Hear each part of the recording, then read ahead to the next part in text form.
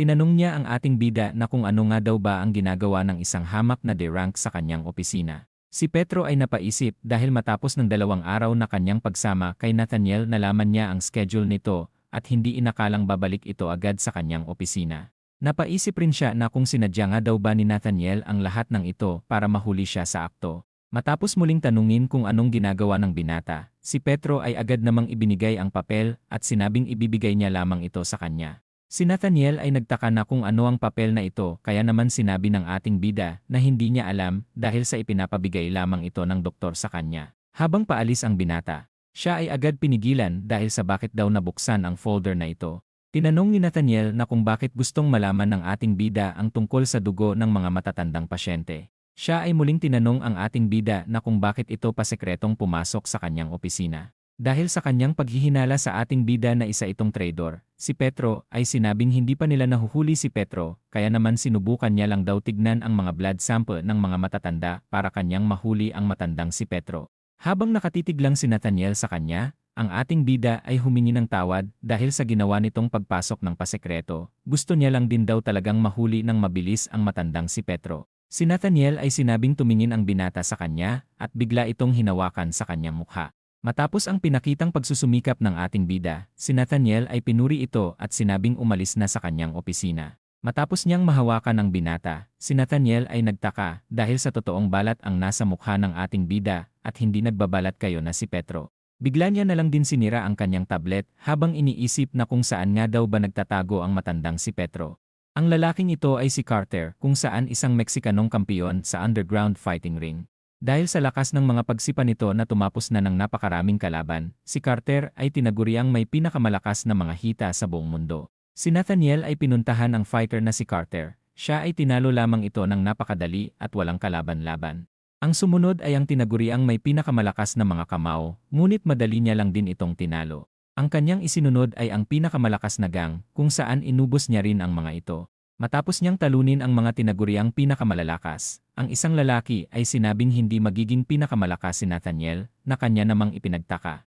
Ang lalaki ay sinabing si Petro ang pinakamagaling at pinakamalakas sa lahat habang si Nathaniel naman ay tuluyan ng nagsasawa sa pangalan ng ating bida na marinig. Sa paglipas ng panahon, si Nathaniel ay gustong talunin si Petro upang malaman kung sino nga daw ba ang mas malakas sa kanilang dalawa. Matapos niyang may ipatawag sa kanyang tauhan, ang eksena naman ay nalipat kanila Yuna, na nagtatalo dahil sa mas mataas daw ang kanilang rank sa dalaga. Mula sa isang sulok ay tinawag si Yuna na kanya namang ipinagtaka. Ang Dokgo Brothers ay napansin na isang A-rank ang lalaki kaya naman namangha sila na may koneksyon si Yuna sa lalaking ito. Ang dalaga ay napagtanto na si Nathaniel ang nagpapatawag sa kanya. Matapos ipakita ang litrato ng ating bida, si Nathaniel ay sinabing kahit na isang disipo ay hirap makasurvive kay Petro kaya naman nagtaka siyang nakasurvive si Yuna matapos nitong makita si Petro. Napansin ni Nathaniel na nagawa rin ni Yuna na makasurvive kay Sangdo, ngunit wala naman daw siyang nakikitang espesyal sa dalaga. Si Yuna ay iniisip na walang ebidensya si Nathaniel, kaya naman magpapanggap na lang daw siyang walang alam. Si Nathaniel ay nagpatuloy sa kanyang paghihinala dahil malamang nakatanggap daw ng tulong ang dalaga sa ating bida sa insidenteng nangyari kay Octopus at Sangdo. Malamang may kasunduan din daw ang dalawa kung bakit nagawang makasurvive ni Yuna sa mga panganib na kinaharap nito. Tinanong ni Nathaniel na kung isa nga daw bang double agent ang dalaga. Habang sinasabi na walang magagawa si Yuna, sinabi rin ni Nathaniel ang tungkol sa kapatid nitong may malubhang sakit na hindi gumagaling sa haba ng panahon. Ayon kay Nathaniel, kaya niyang iligtas ang kapatid ni Yuna. Gamit ang 4.5 bilyon na serum pwede daw nitong mapagaling kaagad ang kapatid ng dalaga. Matapos sabihin na matalino naman daw siguro si Yuna, ang dalaga ay tinanong rin naman agad kung ano nga daw ba ang kanyang dapat gawin para makuha ang serum. Si Nathaniel ay sinabing gagawin niyang bitag ang dalaga upang makita na nito si Petro. Dahil sa hindi madali kitain ang 4.5 bilyon na pera, muling ipinaalala ni Nathaniel na mag-isip ng mabuti si Yuna sa gagawin nito. Matapos sabihin na pananatilihin niya muna ang dalaga bilang pasyente, si Nathaniel ay bigla na lang binalian ng braso ang dalaga. Dahil sa kanyang ginawa, si Yuna ay wala nang magagawa kundi ang manatili sa hospital upang kanyang maging bitag sa ating bida. Pinaalala din ni Nathaniel na isusunod niya ang kapatid ni Yuna kung sakaling tumanggi ito sa kanyang alok. Matapos ang kanilang pag-uusap, si Yuna ay iniisip na siguradong mamamatay ang ating bida kung sakaling malaman ni Nathaniel na si Son Gu ang tumulong sa kanya sa mga nakaraang panganib. Siya ay pinag-iisipan ang tungkol sa serum na pwedeng makapagpagaling sa kanyang kapatid at hindi alam kung ano nga daw ba ang kanyang dapat gawin. Mula sa kanyang kwarto ay may bigla na lang pumasok at ito ay walang iba kundi ang ating bida. Si Yuna ay nagulat sa biglaang pagpasok ni Petro, kaya naman sinabi nitong gusto niya lang manood ng telebisyon. Ang dalaga ay nagsimulang mainis at nagsimulang palabasin ang binata. Ang ating bida ay may napansin at ito ay ang baling braso ni Yuna. Tinanong niya rin kung sino nga daw ba ang gumawa nito sa kanya. Ang dalawa ay nagpatuloy sa kanilang pag-uusap hanggang sa magdesisyon na lang si Yuna na makipagkita sa kanya sa araw na pinangakong pagbisita ni Petro sa hospital. Matapos nilang magkasundo na magkita sa isang lugar, si Yuna ay nagsimulang maluha dahil sa hindi siya sigurado kung tama nga daw ba ang kanyang ginawa. Ang anniversary ng Glory at ang ipinangakong pagbisita ni Petro kay Nathaniel ay tuluyan ng sumapit. Habang natutuwa si Nathaniel at excited nang makita sa personal si Petro, si Nathaniel ay tinanong si Yuna kung saan na nga daw ba ang ating bida. Ang dalaga ay sinabi din naman na malamang papunta na si Petro sa lugar. Habang naglalakad ang ating bida papunta sa napagkasunduang lugar, ang napagkasunduang oras ng pagkikita din naman nila ay tuluyan ng sumapit. Matapos magkaroon ng injury ni Yuna, siya ay tinawagan ni Eugene at nagkaroon ng masayang pag-uusap habang nagpipigil ng sakit ng kanyang pinsala. Mula sa kasalukuyan, si Yuna ay iniisip na sigurado na siya sa kanyang naging desisyon. Habang natutuwa si Nathaniel na makikita na si Petro, siya ay bigla na lang din nalungkot matapos lumagpas sa oras nang hindi pa rin nagpapakita si Petro. Muli niyang tinanong si Yuna sa kabilang linya na kung bakit hindi pa rin dumadating si Petro. Habang nag-aalala ang dalaga sa mga mangyayari, ang ating bida ay nasa tower clock na din naman at hinihintay si Yuna sa napagkasunduan nilang lugar. Mula sa nakaraan nilang usapan, ang dalaga ay pinapunta ang ating bida sa kabilang clock tower na meron ang hospital. Habang iniisip ni Yuna na siguradong mamamatay si Songu kapag pumunta ito dito, siya ay napansin rin naman ang mga killer sa paligid na nag-aabang sa pagdating ni Petro. Si Yuna ay iniisip na sana maging ligtas lang ang ating bida habang inaalala ang kanilang nakaraan at kung gaano kamisteryosong tao ni Songu. Dahil sa masaya nilang nakaraan at kung gaano siya natulungan nito para mag-improve, si Yuna ay walang dahilan para traidurin ang ating bida. Ang dalaga ay nagsimulang kabahan dahil si Nathaniel ay muling tinanong kung ano nga daw ba ang nangyayari. Habang kinakabahan, si Yuna ay sinabing nagsinungaling siyang may koneksyon siya kay Petro. Hindi na din daw nito nakita si Petro simula noong makatakas ito. Nagsinungaling daw siya dahil sa kagustuhan niyang makuha ang serum. Sinabi rin ni Yuna na malamang hindi na pumunta ang matandang si Petro dahil malamang patay na ito. Upang mabayaran ang gamot na gagamitin sa kanyang kapatid si Yuna ay nag-alok ng kahit na anong trabaho upang mabayaran ang gamot. Nakiusap rin ang dalaga na huwag sasaktan ni Nathaniel ang kanyang kapatid. Si Nathaniel ay sinabing wala na siyang magagawa kung hindi mapapapunta ng dalaga ang ating bida sa lugar na ito, ngunit kailangan daw mamatay ng kapatid ni Yuna sa ginawa nitong panloloko sa kanya. Ang fire warning ay bigla na lang nagring kaya naman binalaan agad ang mga tao na lumabas ng hospital. Habang nagsisitakbuhan ang mga pasyente palabas ng gusali, ang magkapatid na Dokgo ay napansin na bigla na lang nagsara ang pasukan. Habang may mga natitirang killer sa lugar, si Nathaniel ay nagtaka sa fire alarm na nagring dahil sa wala naman daw siyang sunog na naamoy. Matapos utusan ang kanyang mga tauhan na i-check ang lugar, si Yuna ay nagtaka din naman na kung ano nga daw ba ang nangyayari.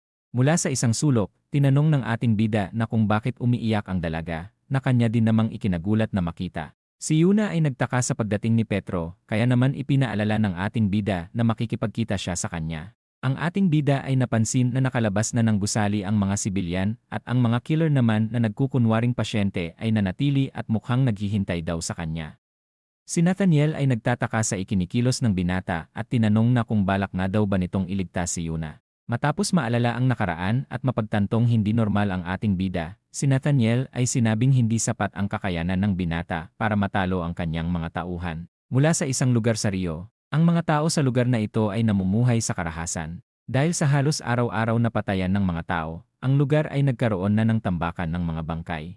Upang makasurvive sa lugar na ito, kailangan ng mga tao na maging mas malakas. Dahil sa samut-saring krimen na nangyayari sa lugar ng Rio, sila ay binansagang pinakamalakas na organisasyon.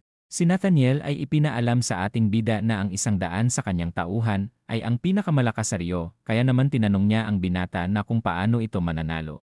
Pinaalala rin ni Nathaniel na malaki ang potensyal ni Songu na mas lumakas pa at sinabihang isang maliit na leon pa lamang ang ating bida. Habang sinasabi na madali lamang siyang matatalo ng kanyang mga tauhan, inalok niya rin ang ating bida na sumama na lang sa kanya at palalakasin pa ito. Si Petro ay tumanggi sa alok ni Nathaniel, kaya naman bigla niya nalang pinasugod ang kanyang mga tauhan. Habang pasugod ang dalawang B-rank, si Petro ay madali lang naman silang tinapos, na ikinagulat namang makita ng mga tao sa paligid. Matapos mapansin ang pagtapos na ginawa ng binata sa dalawang B-rank nang hindi tumitingin sa mga ito, ang ating bida ay makikita din naman na ginamit lang ang kanyang ballpen bilang kanyang sandata. Habang ipinapaliwanag ni Nathaniel na halos 1 minuto bago mamatay ang isang tao matapos nitong maputulan ng artery, siya ay natutuwa din naman kung hanggang saan nga daw ba ang itatagal ng ating bida. Ang mga kalaban ay sabay-sabay nang sumugod sa ating bida at handa na siyang tapusin. Habang kalmado lang si Petro, siya ay nagawang mapuruhan agad ang mga pasugod na kalaban, ngunit hindi ito naging sapat para tumigil ang iba sa kanilang pagsugod. Si Yuna ay nagsimulang kabahan para sa ating bida dahil sa tuluyan na itong na-corner at wala nang matatakbuhan. Si Petro ay napansin na hindi natakot ang kanyang mga kalaban matapos niyang tapusin ang mga kasamahan nito ng napakabilis. Habang ipinapakita ang bilis ng binata sa mga ginagawa nitong pag-iwas sa mga atake, siya ay tuluyan na din namang na-corner sa isang sulok. Si Nathaniel ay nagsimulang magtaka na kung ano na nga daw ba ang susunod na gagawin ng binata sa napakaraming kalaban na nakaharang sa kanyang harapan. Habang nagtataka ang ating bida na kung ano na ang kanyang gagawin, siya ay bigla na lang din namang napangiti at sinabing kasama ito sa kanyang plano. Ang isang compartment sa isang sulok ay kanyang binuksan, na ipinagtaka naman ng kanyang mga kalaban dahil ang ating bida ay kinuha ang isang malaking water hose sa isang sulok. Matapos nilang mapagtanto ang balak ni Petro, sila ay tuluyan ng pinatalsik ng malakas na bugso ng tubig. Ang binata ay natutuwa at sinabing nag-uumpisa pa lang siya sa kanyang mga plano. Hindi nagtagal ang bugso ng tubig ay tuluyan ng tumigil na agad namang napansin ni Petro. Ang mga kalaban ng ating bida ay pinuri ang ginawa ng ating bida, ngunit sila ay muling bumangon at handa na naman para lumaban. Gamit ang pang-shock ng pasyente na may malakas na boltahe, si Petro ay muling pinaalala na sila ang natrap sa kanyang bitad. Gamit ang malakas na kuryente, ito ay ginamit ng ating bida upang tapusin ang mga kalaban na nabasa sa tubig habang siya naman ay may pinatungan upang hindi madamay. Si Nathaniel ay bigla na lang napapalakpak matapos mapahanga sa ginawa ng binata sa kanyang mga tauhan. Si Nathaniel ay napansin na mukhang kaya ni Petro na tapusin ang kanyang mga tauhan sa loob ng 1 oras, ngunit ang ating bida ay sinabing nagkakamali si Nathaniel.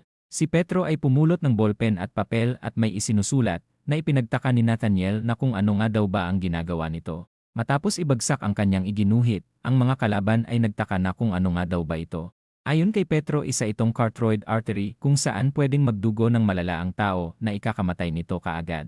Binalaan niya rin ang lahat ng kanyang mga kalaban dahil sa ito daw ang magiging dahilan ng kanilang pagkamatay. Bago pa mapagtanto ng mga kalaban ang susunod na atake ng binata, siya ay tuluyan ng tinatapos ng napakabilis ang mga kalaban at pinagtutusok sila sa kanilang leeg. Dahil sa dami ng kalaban sa paligid, sila ay nagawang matabunan ang ating bida. Mula rito ipinakita kung gaano kalakas si Petro at nagawang mapatalsik ang mga kalaban. Si Yuna ay natutulala na lang sa kanyang napapanood at muling naalala ang kwento tungkol sa alamat ni Petro na pinakamalakas sa lahat. Si Yuna ay napansin noon na mukhang ordinaryong matandang lalaki lamang ang matandang si Petro na mukhang hindi kayang labanan ang 1,000 tao ng sabay at kayang manalo. Dahil sa chismis tungkol sa malahalimaw na lakas ng prime na si Petro, si Yuna ay napaisip na kung ganito nga din daw ba ang binatang si Petro noong kanyang kabataan. Ilang sandali pa, si Nathaniel ay napangiti na lamang dahil sa hindi daw siya nagkamali sa ating bida para piliin ito noon. Sa loob ng 30 minuto si Petro ay nagawang mapatay ang 100 kalaban, ngunit siya ay sinabing hindi pa siya tapos sa kanyang ginagawa. Si Nathaniel ay nagtaka sa ibig sabihin ng binata, kaya naman sinabi nitong isusunod niya pang tapusin si Nathaniel. Tinanong rin ni Petro na kung siya nga daw ba ang aakyat o bababa na lang si Nathaniel para sa kanya. Si Nathaniel ay bigla na lang tumalon mula sa taas ng gusali at sinabing nasagot na ang tanong ng ating bida. Si Nathaniel ay nagtataka, dahil sa batang edad ng ating bida ay may napakagaling itong abilidad na tinalo ang kanyang mga tauhan. Nagtaka rin siya na kung bakit isang D-rank pa rin ang binata. Habang tinatanong kung sino nga daw ba talaga ang ating bida, si Petro ay may gusto din namang sabihin kay Nathaniel. Ayon sa kanya, ang taong madaldal at maraming tanong ay siguradong takot matalo sa laban. Dahil sa pagiging arogante ni Petro, si Nathaniel ay tuluyan ng sumugod sa ating bida. Matapos matanggap ang atake, si Petro ay nalaman na malakas talaga si Nathaniel. Si Yuna ay nagulat na lang din matapos makitang napaangat sa ere ang ating bida nang dahil sa lakas ng suntok. Matapos mapaatras ng ating bida, siya ay iniisip din naman na malahalimaw ang lakas ni Nathaniel. Habang pinapanood ng dalaga ang laban, siya ay iniisip na ubos na ang lakas ng binata matapos nitong talunin kanina ang 100 kalaban. Si Nathaniel ay dinampot ang mga bangkay ng kanyang tauhan at ibinato ito sa ating bida. Si Petro ay bigla na lang din dinampot ni Nathaniel at ibinato ito ng malakas papunta sa elevator. Habang plakda ang ating bida, si Nathaniel ay walang tigil sa pag-atake, na ipinag-alala naman ni Yuna dahil sa mukhang mamamatay na daw ang binata. Ang dalaga ay nakita na pumunta ang dalawa sa underground basement ng gusali, habang si Nathaniel naman ay sinadyang ipunta si Petro sa basement upang hindi ito makatakas sa gitna ng laban. Habang walang ginagawa ang ating bida, si Nathaniel ay muling sumugod sa kanya at pinaulanan ito ng suntok. Habang pababa ang elevator, ang senyales ng mga malakas na atake ay makikita din naman sa labas ng elevator. Habang patuloy ang pag-aalala ni Yuna sa ating bida, si Nathaniel ay may gustong malaman sa binata. Siya ay sinabing si Petro dapat ang kanyang makalaban ngayong araw, ngunit si Son Gu ang dumating kaya naman tinanong niya ang ating bida na kung ano ang relasyon nito kay Petro. Ang binata ay hindi kumikilos mula sa kanyang pagkakabagsak, kaya naman tinanong ni Nathaniel na kung buhay pa nga daw ba ang ating bida. Si Nathaniel ay sinabing walang pinagkaiba ang binata sa iba niyang nakakalaban dahil sa seryoso siya tuwing nakikipaglaban sa kanyang mga nakakaharap. Matapos mapagtanto na wala man lang injury na natamo ang ating bida, siya ay napangiti na lamang. Ayon kay Nathaniel, itinodo niya ang kanyang mga atake na ginawa sa ating bida, ngunit nagawa nitong masangga ang lahat ng kanyang pinakawalang atake kanina. Si Petro ay nagsimulang tumayo, humingi din siya ng tawad dahil sa nakakaantok daw makalaban si Nathaniel, na ikinagulat naman nitong malaman. Dahil sa sinabing seryoso si Nathaniel na makipaglaban kanina, muling hinamon ni Petro ang kanyang kalaban at sinabing susubukan niya ring magseryoso. Si Nathaniel ay muling sumugod habang ang ating bida naman ay nagawang masangga ang atake. Mula sa kamera ng lugar, sila Jiwon ay pinapanood ang laban habang ang matanda naman ay ipinapaliwanag ang mga pangyayari sa babaeng bulag. Si Jiwon ay sinabing huwag silang mag-alala dahil marami na daw siyang narinig na nakakamanghang kwento noon sa ating bida. Mula sa nakarang 50 years, ang instruktor ay tinanong na kung ano ang source ng isang kalakasan. Habang sumasagot ang mga bata ng teknik at malakas na pangangatawan, ang bata namang si Petro ay tahimik lang sa isang sulok. Ang instruktor ay sinabing tama ang sagot ng mga bata at bigla na lang inutusan ang mga ito na wasakin ang malaking bato sa kanilang harapan.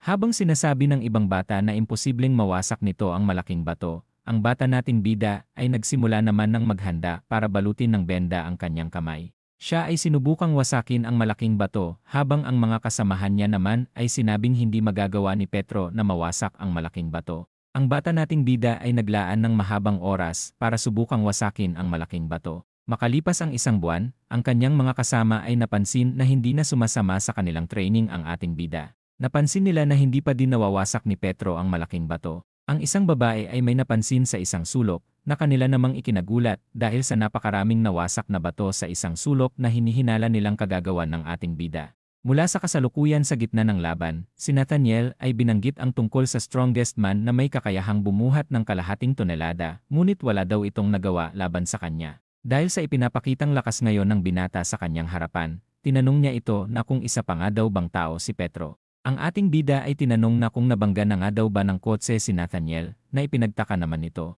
Si Petro ay bigla na lang sumuntok at sinabing mas malakas pa sa pagkakabangga ng sasakyan ang kanyang mga suntok. Habang tumatalsik si Nathaniel, ang ating bida ay hindi tumigil sa pagsugod sa kanyang kalaban at pinaulanan ito ng suntok. Si Petro ay bumuelo ng malaking swing na tumama din naman ng malakas kay Nathaniel. Si Kim ay nagsimulang magsaya dahil sa siguradong panalo na daw ang ating bida. Bigla na lang din silang nagulat sa nangyari, ganun na din si Petro, dahil si Nathaniel ay nagawang makasurvive matapos makatanggap ng malakas na kombo ng atake. Ang ating bida ay napansin na ang kamay niya ang may galos, habang si Nathaniel naman ay muling ipinaalala na siya ang magbabago ng ebolusyon sa mga tao. Matapos tanggalin ni Nathaniel ang kanyang damit, si Petro ay nagulat sa katawan na meron si Nathaniel dahil sa siksik ito ng muscle na napakatibay para magalusan ng ating bida. Si Nathaniel ay napansin na nagulat ang ating bida, sinabi niya rin na tuwing sinasaktan siya ni Petro ay mas lumalakas lang ang kanyang katawan. Sa pamamagitan ng pagsira ng kanyang mga muscle at pagpapagaling nito ng napakabilis na paraan, si Nathaniel ay nagawang mapatibay ang kanyang mga muscle sa katawan. Dahil sa ginawang pagbugbog ng binata, mas lumakas lang daw ang kanyang mga muscle, kaya naman wala daw tiyansang manalo si Petro sa kanya. Ang ating bida ay nagawang mahawakan sa leeg, na agad namang ibinalibag ni Nathaniel sa konkreto. Sa lahat ng nahawakang tao ni Nathaniel, wala pang nakasurvive sa kanyang mga kamay ngunit ang ating bida ay nagawang makaligtas ng hindi niya inaasahan. Si Nathaniel ay siguradong nahawakan niya ang leeg ni Petro, ngunit sa huling sandali ay nagawa nitong maiharang ang kanyang kamay. Dahil sa bilis ng reflexes ng binata si Nathaniel ay napatanong na kung isang tao pa nga daw ba ang ating bida. Si Petro ay napaisip na muntikan na siyang mamatay dahil siguradong katapusan niya na kapag nagawa ni Nathaniel na mahawakan ang kanyang leeg. Habang inaalala kung gaano kalakas ang mga kamay ni Nathaniel, ito ay nagsimulang ganahan sa laban nila ni Petro. Matapos makita ni Nathaniel ang medical chart ng binata, siya ay napagtanto na isa itong A-rank na mas malakas sa normal na A-rank. Ayon kay Nathaniel, kahit anong gawin ng ating bida ay hindi ito mananalo sa kanya dahil sa kanyang patuloy na paglakas. Siya ay sinabihang sumuko na lang si Petro at lumuhod sa kanyang harapan dahil baka maawa pa daw siya sa kanya. Ang ating bida ay tila sumusuko na sa kanyang pagkilos na agad namang napansin nila Jiwon. Ang ating bida ay nagsimulang ihampas ang kanyang kamay sa ere na ipinagtaka naman ni Nathaniel. Habang sinasabi na balak niyang turuan ng leksyon ang makulit na bata, si Nathaniel ay nagsimulang mabaliw dahil sa ipinapakitang kabastusan ng ating bida sa kanya. Habang pasugod ang dalawa sa isa't isa, ang lugar ay nagsimulang magkagulo dahil sa ginagawang laban nilang dalawa. Mula sa gitna ng kanilang laban, makikita ang kalamangan ni Petro dahil sa patuloy niyang pagkakatama ng mga suntok sa kanyang kalaban. Si Jiwon ay tinanong si Kim kung ano na ang nangyayari sa laban ngunit ito ay sinabi lamang na hindi na pantao ang nangyayaring laban sa pagitan ng dalawa. Habang relax lang si Nathaniel na tinatanggap ang mga atake ng ating bida, napansin niyang napakalakas ng binata. Si Nathaniel ay nag-umpisang mag-enjoy sa pakikipaglaban ng dahil kay Petro. Nagtaka din siya na kung gaano katibay nga daw ba aabutin ng kanyang katawan hanggang sa matalo niya na ang ating bida. Habang patuloy lamang si Petro sa kanyang mga pag-atake, si Nathaniel ay nagtaka na kung bakit tila hindi napapagod ang binata sa gitna ng kanilang laban. Si Nathaniel ay wala nang nagawa kundi magdesisyon na patayin na lamang ang ating bida. Matapos nitong mahuli ang binti ni Petro, siya ay muling ibinalibag ang ating bida sa konkreto. Habang patuloy na pasugod si Nathaniel, sila Jiwon ay nag-alala para sa kalagayan ni Petro. Ang ating bida ay nagawang makaiwas sa suntok habang ipinapaliwanag ang paglakas ng mga muscle ni Nathaniel. Sinabi niya rin na hinihintay niyang lumakas ng sobra si Nathaniel na kanya namang ikinagulat. Dahil sa pagtigas ng mga muscle ni Nathaniel ito ay nagawang maipit ang mga buto at nerves nito sa katawan. Si Nathaniel ay tuluyan ng napansin na hindi siya makagalaw, hindi rin siya makapaniwala na hindi niya napansin ang posibilidad na ito dahil sa pag-focus niya sa gitna ng laban. Dahil sa drugs na meron ang kanyang katawan, siya ay napagtanto na ito ang dahilan kung bakit hindi niya naramdaman ang pagbabago sa kanyang katawan. Si Petro ay napasabi na lang natalo na si Nathaniel na ikinainis naman nitong marinig. Habang inaalala ni Nathaniel kung gaano kahirap ang kanyang pinagdaanan para lang magkaroon ng perpektong katawan, siya ay hindi makapaniwala na matatalo lamang siya ng isang binata. Si Nathaniel ay napangiti na lamang at sinabing kailangan na nitong gamitin ang kanyang secret weapon. Ang drugs na kanyang ginamit ay may kakayahan na sirain ang kanyang mga muscle, ngunit may kakayahan itong palakasin ang kanyang katawan sa loob ng 10 minuto. Dahil sa kalagayan ng kanyang katawan 3 minuto na lang daw ang kanyang itatagal bago siya mamatay kasama ang ating bida. Matapos gawin ni Nathaniel ang lahat para matalo lamang si Petro, siya ay muling umatake sa ating bida. Sa kabila ng lahat ng kanyang ginawa, si Petro ay madali lang na naiiwasan ang mga atake ni Nathaniel at patuloy siyang pinapahirapan. Matapos niyang mapagtanto kung gaano kalakas ang ating bida, si Nathaniel ay napagtanto na merong napakaraming experience ang binata sa pakikipaglaban kumpara sa kanya. Dahil sa batang edad ng ating bida, si Nathaniel ay nagtaka na kung paano ito nagkaroon ng napakaraming experience. Habang patuloy ang pag-atake ni Petro sa kanyang kalaban, ang eksena ay nalipat sa nakaraan ni Nathaniel, kung saan ang batang si Nathaniel ay graduate ng napakabatang edad na 13 years old at nangakong gagamitin ang kaalaman sa mabuti. Noong 3 taong gulang pa lang ang batang si Nathaniel siya ay nagkaroon ng sakitin na katawan. Habang siya ay nanunood sa kanilang telebisyon, siya ay napanood ang tungkol sa crawfish na nagpapalit ng balat upang mapalitan ito ng mas matibay pa. Dahil sa kanyang napanood, napagtanto niyang hindi kaya ng mga tao na magpalit ng balat at maging mas malakas. Dahil sa ideya ng kanyang napanood ang batang si Nathaniel, ay pinangarap na magkaroon ng ebolusyon ang mga tao. Makalipas ang ilang taon, may isang serial killer ang itinakbo sa isang hospital. Ang ibang nagtatrabaho sa gusali ay nagtaka na kung sino nga daw ba kaya ang gustong gumamot sa isang masamang tao. Ilang sandali pa, si Nathaniel na mas kilalang si Yun-il ay tuluyan ng inoperahan ang kriminal. Sa kalagitnaan ng operasyon, si Yun-il ay namamangha sa katawan ng lalaki at nagtataka kung paano ito nagkaroon ng malakas na katawan. Dahil sa kanyang kuryosidad si Yun-il ay gustong malaman kung ano ang nasa loob ng katawang ito. Dahil sa hindi makontrol na kanyang kuryosidad si Yun-il ay hindi na malayang binuksan na nito ang utak ng kanyang pasyente. Dahil sa nangyari siya ay bigla na lang tumakbo at nagtago sa mga otoridad. Si Yun-il ay nagtago sa lugar ng Mexico at ang kanyang dahilan ay ang mga bangkay na nagkalat sa lugar upang kanyang mapag-aralan. Upang mas mapa-improve pa ang kanyang research, si Yun-il ay tinarget ang mga malalakas na tao upang pag-aralan ang mga katawan nito. Matapos ng kanyang research, si Yun-il ay nagkaroon ng katawan na perpekto para sa kanya. Ang eksena ay nalipat sa kasalukuyan kung saan tuluyan na siyang tinatalo ng ating bida. Matapos niyang mapatilapon sa isang sulok, si Yun-il ay tuluyan ng hindi makagalaw. Si Petro ay sinabing mag-relax na lang si Yun-il hanggang mamatay, ngunit si Yun-il ay nagreklamo dahil sa inabot daw siya ng 13 years upang magkaroon ng perpektong katawan.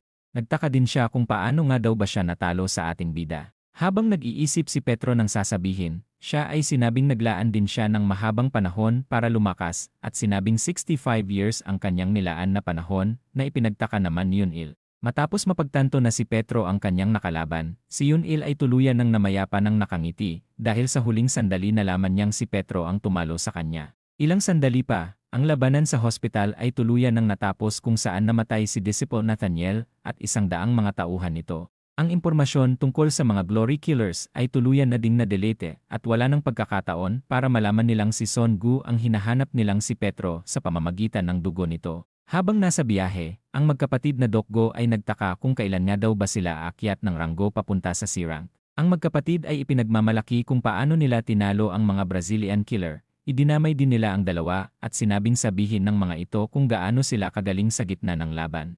Ang dalaga ay sumang-ayon na lang na tila walang pakialam sa magkapatid. Si Petro ay napansin si Yuna na malungkot. Nagtaka din ang dalaga na kung bakit nga daw ba siya malungkot matapos nilang magtagumpay. Habang inaalala ang kalagayan ng kanyang kapatid na si Eugene, siya ay naalala din ang alok ni Yun-il na gamot para sa kanyang kapatid. Ang ating bida ay napansin na mukhang malungkot ang dalaga dahil sa pag-iisip nito sa kanyang kapatid. Si Yuna ay agad din namang tumanggi dahil sa iniisip niya lang daw kung ano ang magiging lunch nila bukas sa eskwelahan. Ang dalaga ay sinabi na din kung bakit siya malungkot at ito ay dahil sa sinira na daw lahat ni Nathaniel ang lahat ng serum. Ang ating bida ay naniniwalang makakahanap din si Yuna ng paraan para mapagaling ang kapatid nito, na kanya na lang namang sinang-ayunan. Hindi nagtagal ang grupo ay tuluyan ng nakarating sa eskwelahan. Habang nagpapaalam na sila sa isa't isa, si Petro ay tinanong na kung hindi nga daw ba kukunin ni Yuna ang gamit na naiwan sa sasakyan, ngunit ang dalaga ay sinabing hindi ito sa kanya. Ang ating bida ay sinabing kunin na ito ni Yuna dahil siguradong magugustuhan daw ito ni Eugene. Matapos mabuksan ni Yuna ang naiwang bagay, siya ay bigla na lang napaluha sa kanyang nakita. Nagtaka din siya na kung paano nakakuha ng serum ang ating bida. Si Petro ay sinabi namang nanggaling ito kay Nathaniel dahil hindi naman daw talaga nito sinira ang lahat ng serum.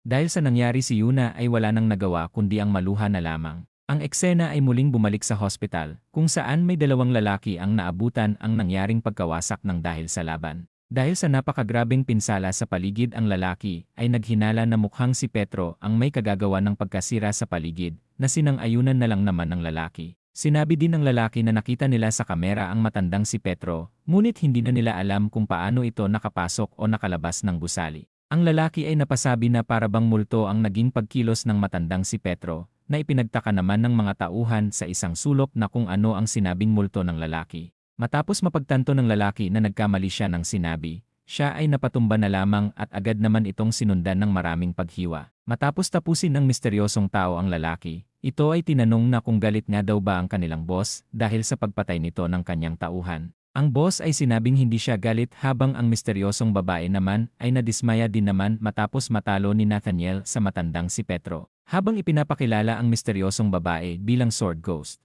Ang eksena ay nalipat sa malapad na ulo ni Guang Yu kung saan sinasabi nitong magkakaroon ng volunteering ang grupo. Ang magkapatid na Dokgo ay natuwa sa balita. Nagmalaki din silang dalawa dahil sa nagiging mahirap na daw sa kanila ang pagiging sikat. Habang naiirita sila Yuna sa ingay ng dalawa nilang kasama, si Guang Yu ay muling sinabi na kailangang galingan ng grupo sa gagawin nilang volunteering. Ang eksena ay nalipat sa isang isla, kung saan nagtataka ang dalawang magkapatid kung anong volunteering ang gagawin nila sa lugar na ito. Si Yuna ay muling ipinaalala na literal na volunteering ang kanilang gagawin sa islang ito, na ikinadismaya naman ng dalawang magkapatid. Pati si Petro ay sinabing huwag madismaya ang dalawang magkapatid dahil sa kasama daw talaga sa kanilang club ang gumawa ng totoong volunteering. Dahil sa nangyari, ang dalawang magkapatid ay tila bata na nagrereklamo. Mula sa isang sulok ang teacher na si Yejin ay napansin na mukhang dumating na ang mga volunteer. Matapos mapansin ang isang cute na teacher, ang dalawa ay bigla na lang nagsipag sa kanilang pagbo-volunteer at binunot pa ang mga bulaklak na pananim. Si Yuna ay nagtaka na kung bakit nga daw ba sila pinadala ng kanilang teacher sa lugar na ito na napakalayo mula sa syudad. Mula sa nakaraan, si Guangyu ay ipinaalala na dapat hindi sila makilala bilang killer, kaya naman sinabi ni Petro na mag-ingat na lang sila dahil malamang may dahilan kung bakit sila ipinadala sa lugar na ito, na sinang-ayunan na lang ng dalaga. Ang dalawang magkapatid ay nagtaka na kung estudyante nga din daw ba si Yejin sa lugar na ito. Ang dalaga ay natuwa sa magkapatid dahil sa mukhang pinupuri daw sila nito sa pagiging mukhang bata. Habang dumidiskarte ang dalawa, si Yuna ay sinabihan ang magkapatid na tumigil na sila sa kanilang ginagawa. Mula sa isang sulok ay may lalaking caretaker ang dumating at welcome ang mga volunteer. Habang nagpapatawa ang lalaki na tanging siya lang ang natatawa. Si Yuna ay nagtaka kung ano nga daw ba ang gagawin nila, kaya naman sinabi ng lalaki na sumunod sila sa kanya. Habang patuloy nagtataka si Yuna kung ano nga daw ba ang kanilang gagawin, may dalawang lalaki ang dumating at sinisingil ang renta nila sa lugar. Ang janitor ay sinabing wala pa silang pambayad dahil sa mahirap lang daw ang kanilang eskwelahan. Ang janitor ay nagbigay ng kung ano bilang pambayad na ikinatuwa naman ng dalawang lalaki matapos makita ang mga patatas. Sila ay bigla na lang sinapok ang janitor at sinabing mga negosyante sila at hindi sila tumatanggap ng patatas na pambayad. Si Yuna ay bigla na lang pinigilan ang ating bida at sinabing huwag itong makialam sa kaguluhan. Si Yejin ay muling sinabi na wala silang pera dahil sa mga donation lang daw ang kanilang natatanggap na pera mula sa eskwelahan. Ang isang lalaki ay sinabing may isang paraan pa upang makabayad sila na ipinagtaka naman ng dalaga. Ang lalaki ay inalok si Yejin na maging pokpok na lang at itigil na ang pagiging teacher. Matapos may pumigil sa ginagawa ng lalaki, si Yung ay sinabing hindi niya mapapatawad ang lalaki sa ginagawa nito. Si Yung ay bigla na lang nasapak at ito ay kagagawa ng isang lalaki. Si Yung ay sinabing para lang siyang kinagat ng lamok, ngunit makikitang duguan na ang kanyang ilong. Matapos may mangyaring bakbakan sa paligid, hindi nagtagal nang bigla na lang nabugbog ang magkapatid na Dokgo. Habang nag-aalala ang dalaga para sa dalawa, ang magkapatid ay sinabi namang huwag mag-alala si Yejin sa kanila dahil malamang mas nasaktan pa daw ang kamay ng mga bumugbog sa kanila. Habang ginagamot ng janitor ang kanyang pinsala, siya ay nagrereklamo din tungkol sa mga gangster na bigla na lang sumulpot na naniningil ng renta. Si Yejin ay nagpasalamat sa tulong ng magkapatid kanina, habang si Petro naman ay tinanong kung ayos nga lang daw ba ang kanilang leader na si Yong.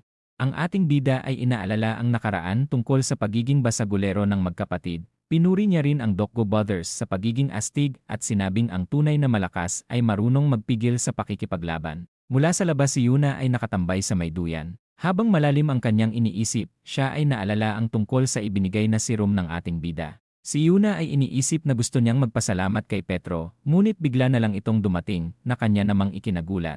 Ang dalaga ay nagtaka kung bakit bigla na lang sumusulpot ang ating bida. Iniisip niya rin na kung paano nga daw ba siya mag-uumpisang magpasalamat sa binata. Habang nauutal ang dalaga at hindi masabi ang kanyang gusto, si Petro ay bigla na lang nagpasalamat kay Yuna na kanya namang ipinagtaka. Habang inaalala ng ating bida ang ginawa ni Yuna noong nakaraan, si Petro ay sinabi na siguradong natakot ito ng sobra at muling nagpasalamat sa pagprotekta nito sa kanya. Si Yuna ay napatulala at sinabing baliwala lamang ito para sa kanya. Ang dalaga ay nagtaka sa katauhan ni Petro dahil sa napakalakas daw nito at nagawa pang matalo ang isang disipo. Ang ating bida ay sinabi na lang na balang araw ay sasabihin niya ang lahat kay Yuna. Habang bumebuelo ang dalaga sa kanyang sasabihin, siya ay bigla na lang nagpasalamat sa ating bida. Si Petro ay hindi naintindihan ang sinabi ng dalaga, kaya naman muli itong sumigaw at nagpasalamat ng pagalit. Dahil sa pagiging awkward ng nangyayari, si Yuna ay bigla na lang umalis at sinabihan pang manyakis ang binata. Si Petro ay nagtaka kung ano ang kanyang nagawa, natuwa rin siya matapos niyang makita na nag-improve ang kanyang mga kasamahang estudyante. Ilang sandali pa, si Petro ay naglalakad sa loob ng gusali at napansin ang isang kwarto. Tinanong niya ang janitor na kung may maitutulong nga daw ba siya. Ang lalaki ay bigla na lang nagbitaw ng joke na tanging siya lang ang nakakaintindi at natatawa. Ang binata ay napansin na wala siyang maitutulong kaya naman aalis na lang daw siya. Ang janitor ay sinabihang malam niya ang ipinapakitang pagkukunwari ng ating bida dahil sa tagal niya na sa linya ng pagpatay ay kabisado niya na daw ang amoy ng dugo. Ang janitor ay napansin ang matinding amoy ng dugo sa ating bida. Si Petro ay napansin din naman noong una pa lang na ang lalaking janitor ay walang iba kundi si Disciple Simon. Habang inilalabas ang kanyang espada, ang ating bida ay tinawag din ang lalaki bilang pinakamagaling na swordsman sa buong mundo na mas kilala bilang The Swirling Sword Saint. Si Disciple Simon ay namangha sa research ng binata sa kanya, kaya naman siguradong alam na din daw ng ating bida na mapupugutan na siya ng ulo sa isang iglap. Sa dami ng pinapakawalang paghiwa ni Simon ang ating bida ay hindi makahanap ng opening para makaatake. Ang mga kalaban ay may pag-asang makaiwas sa mga bala. Ngunit ang kaharap ni Petro ngayon ay imposibleng makaiwas ang normal na tao sa espada nito. Dahil sa layo ng range ng espada ng kanyang kalaban ang ating bida ay paunti-unti nang walang mapuntahan. Si Petro ay nagtaka na kung si Simon nga daw ba talaga ang pinakamagaling na swordsman sa buong mundo. Habang sinasabi na 2 tao pa lang ang nagawang makasurvive sa kanyang mga paghiwa kasama na ang binata, ang ating bida ay kalmado lang na umiiwas sa mga paghiwa. Si Simon ay nagtaka noong una dahil imposibleng mangyari daw ang kanyang iniisip. Sa gitna ng kanilang laban si Simon ay tuluyan ng nakasigurado. Siya ay biglang lumuhod at nagbigay galang sa ating bida at tinawag itong Disciple Petro. Si Simon ay sinabi ding na-miss niya ang kanyang kuya. Ilang sandali pa, ang ating bida ay nasabi na ang mga nangyari tungkol sa kanyang muling pagbabalik sa pagkabinata. Si Simon ay hindi makapaniwala sa nangyari. Napansin niya rin ang kulay puti sa hairstyle ni Petro, ngunit ang ating bida ay sinabing ganito na ito noong siya ay magising. Habang masayang pinupuri ng ating bida ang tungkol sa pagiging pinakamagaling na swordsman ni Simon, siya ay humingi din naman ng pasensya dahil sa mahabang panahon na daw na laging walis na lang ang kanyang hawak at wala ng ensayo. Nagpasalamat din si Simon dahil sa pagtuturo noon ni Petro sa kanya para gumaling sa paghawak ng espada. Si Simon ay nagtaka kung bakit nagpunta si Petro sa lugar na ito, habang ang ating bida naman ay tinanong na kung alam na nga daw ba nito ang tungkol sa nangyari kay Disciple Nathaniel, na kanya namang sinang-ayunan. Nagulat din si Simon dahil si Petro daw pala ang may kagagawan sa pagpatay sa bagong Disciple Nathaniel. Nagtaka si Simon kung bakit nga daw ba ito ginawa ni Petro.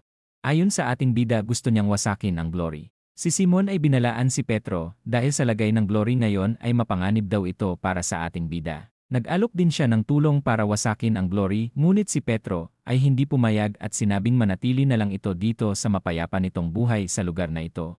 Naalala ni Simon ang nakaraan, dahil kung hindi daw dahil sa ating bida ay siguradong patay na daw siya noon. Habang sinasabi ang tungkol sa hindi niya pagsang-ayon sa bagong boss ng glory, si Petro ay naalala ang tungkol sa kanilang Father Gabriel na kung saan ito ang nagtayo ng Honor Orphanage. Ito din ang pumili ng pinakaunang 12 disciple mula sa kanilang ampunan. Sa kabila ng kanilang napakahirap na training, ang 12 sa kanila ay pinili at naging sekretong tauhan mula sa iba't ibang bansa para pumatay. Makalipas ang ilang taon, ang glory ay paunti-unting lumaki. Sa kalagitnaan ng kanilang misyon sila ay may nakilalang bata at inampon ito ng kanilang Father Gabriel. Makalipas pa ang ilang taon, ang batang kinupop nila noon ay kinuha ang trono mula sa kanilang father, na dahilan kung bakit nagalit ng sobra si Simon. Ang ating bida ay pinigilan si Simon sa balak nitong gawin at binulungan itong hindi ito ang tamang panahon para lumaban. Matapos mapalitan ang leader ng glory, ito ay paunti-unti nang naging maduming organisasyon at puro pera na lang ang pinapairal. Matapos makuha ng ating bida ang kanyang kabataan na pinakamalakas niyang sandata, si Petro ay muling ipinaalala na siya ang sisira sa kaharihan ng bagong boss ngayon ng glory. Kinabukasan, ang dalawang magkapatid ay nagreklamo dahil matapos nilang mapagod sa kakatrabaho tanging kay Petro lamang naging maamo ang mga bata. Si Eugene ay humingi ng pasensya nang dahil sa nangyari kahapon, ngunit ang magkapatid ay siniguradong hindi na muling babalik ang dalawang gangster kahapon.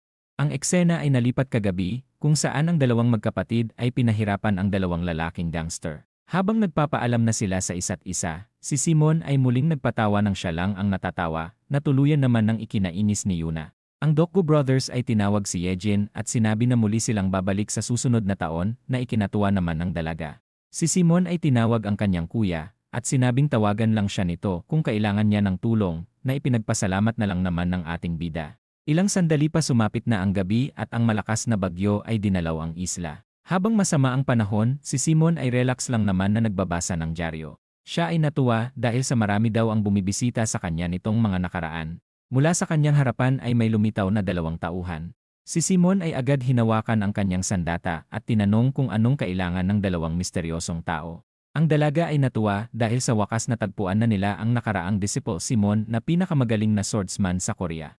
Matapos makita ni Simon ang espada ng babae, siya ay napagtanto na ito daw pala ang bagong Disciple Simon ng Glory na pinakamahusay na swordsman sa Japan na mas kilala bilang Sword Ghost. Ang babae ay natuwa dahil sa kilala daw pala siya nito. Si Simon ay napansin na mukhang nandito sila upang kunin ang kanyang titulo bilang Disciple Simon. Si Yuka ay sinabing hindi siya interesado sa titulo bilang disciple dahil sa pera lang daw ang kanyang habol. Si Simon ay nagsimulang ilabas ang kanyang espada at sinabing nagkakamali ang dalaga para tawagin lamang siya nito na pinakamagaling sa Korea. Habang natutuwa ang isa't isa sa parating na laban, silang dalawa ay tuluyan ng kumilos at handa ng tapusin ang isa't isa. Dahil sa nagtatamaan nilang mga espada, ang kislap ng banggaan ng puwersa sa isang kwarto ay makikita mula rito. Matapos nilang mapaatras sa isa't isa, ang dalaga ay sinabing malaki ang inaasahan niya kay Simon ngunit tumatanda na daw ito at tuluyan ng kumukupas. Si Simon ay napangiti na lamang at sinabi na kung noong prime niya sila naglaban ay siguradong patay na agad si Yuka. Habang naglalagay ng pabango ang dalaga, siya ay napangiti na lamang at sinabing huwag magmayabang si Simon. Si Yuka ay pasugod na naman habang si Simon naman ay nag-aalala sa kasama ni Yuka na lalaki, kaya naman iniisip niyang dapat siyang makapunta sa mas malawak na lugar upang mas makalaban siya ng mas maayos.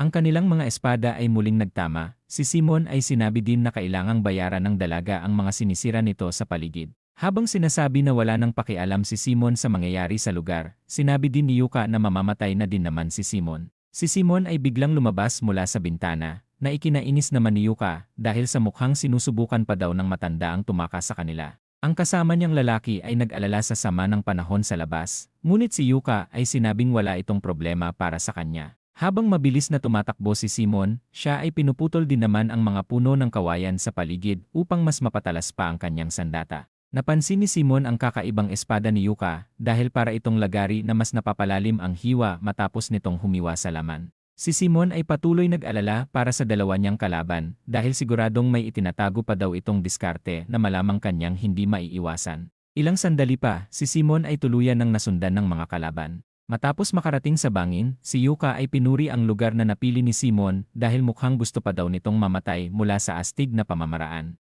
Si Simon ay tinanong na kung gusto nga daw ba nilang malaman kung bakit siya tinawag na Swirling Sword Saint, na sinang-ayunan na lang naman ng dalaga at sinabing bilisan nitong magpakitang gilas.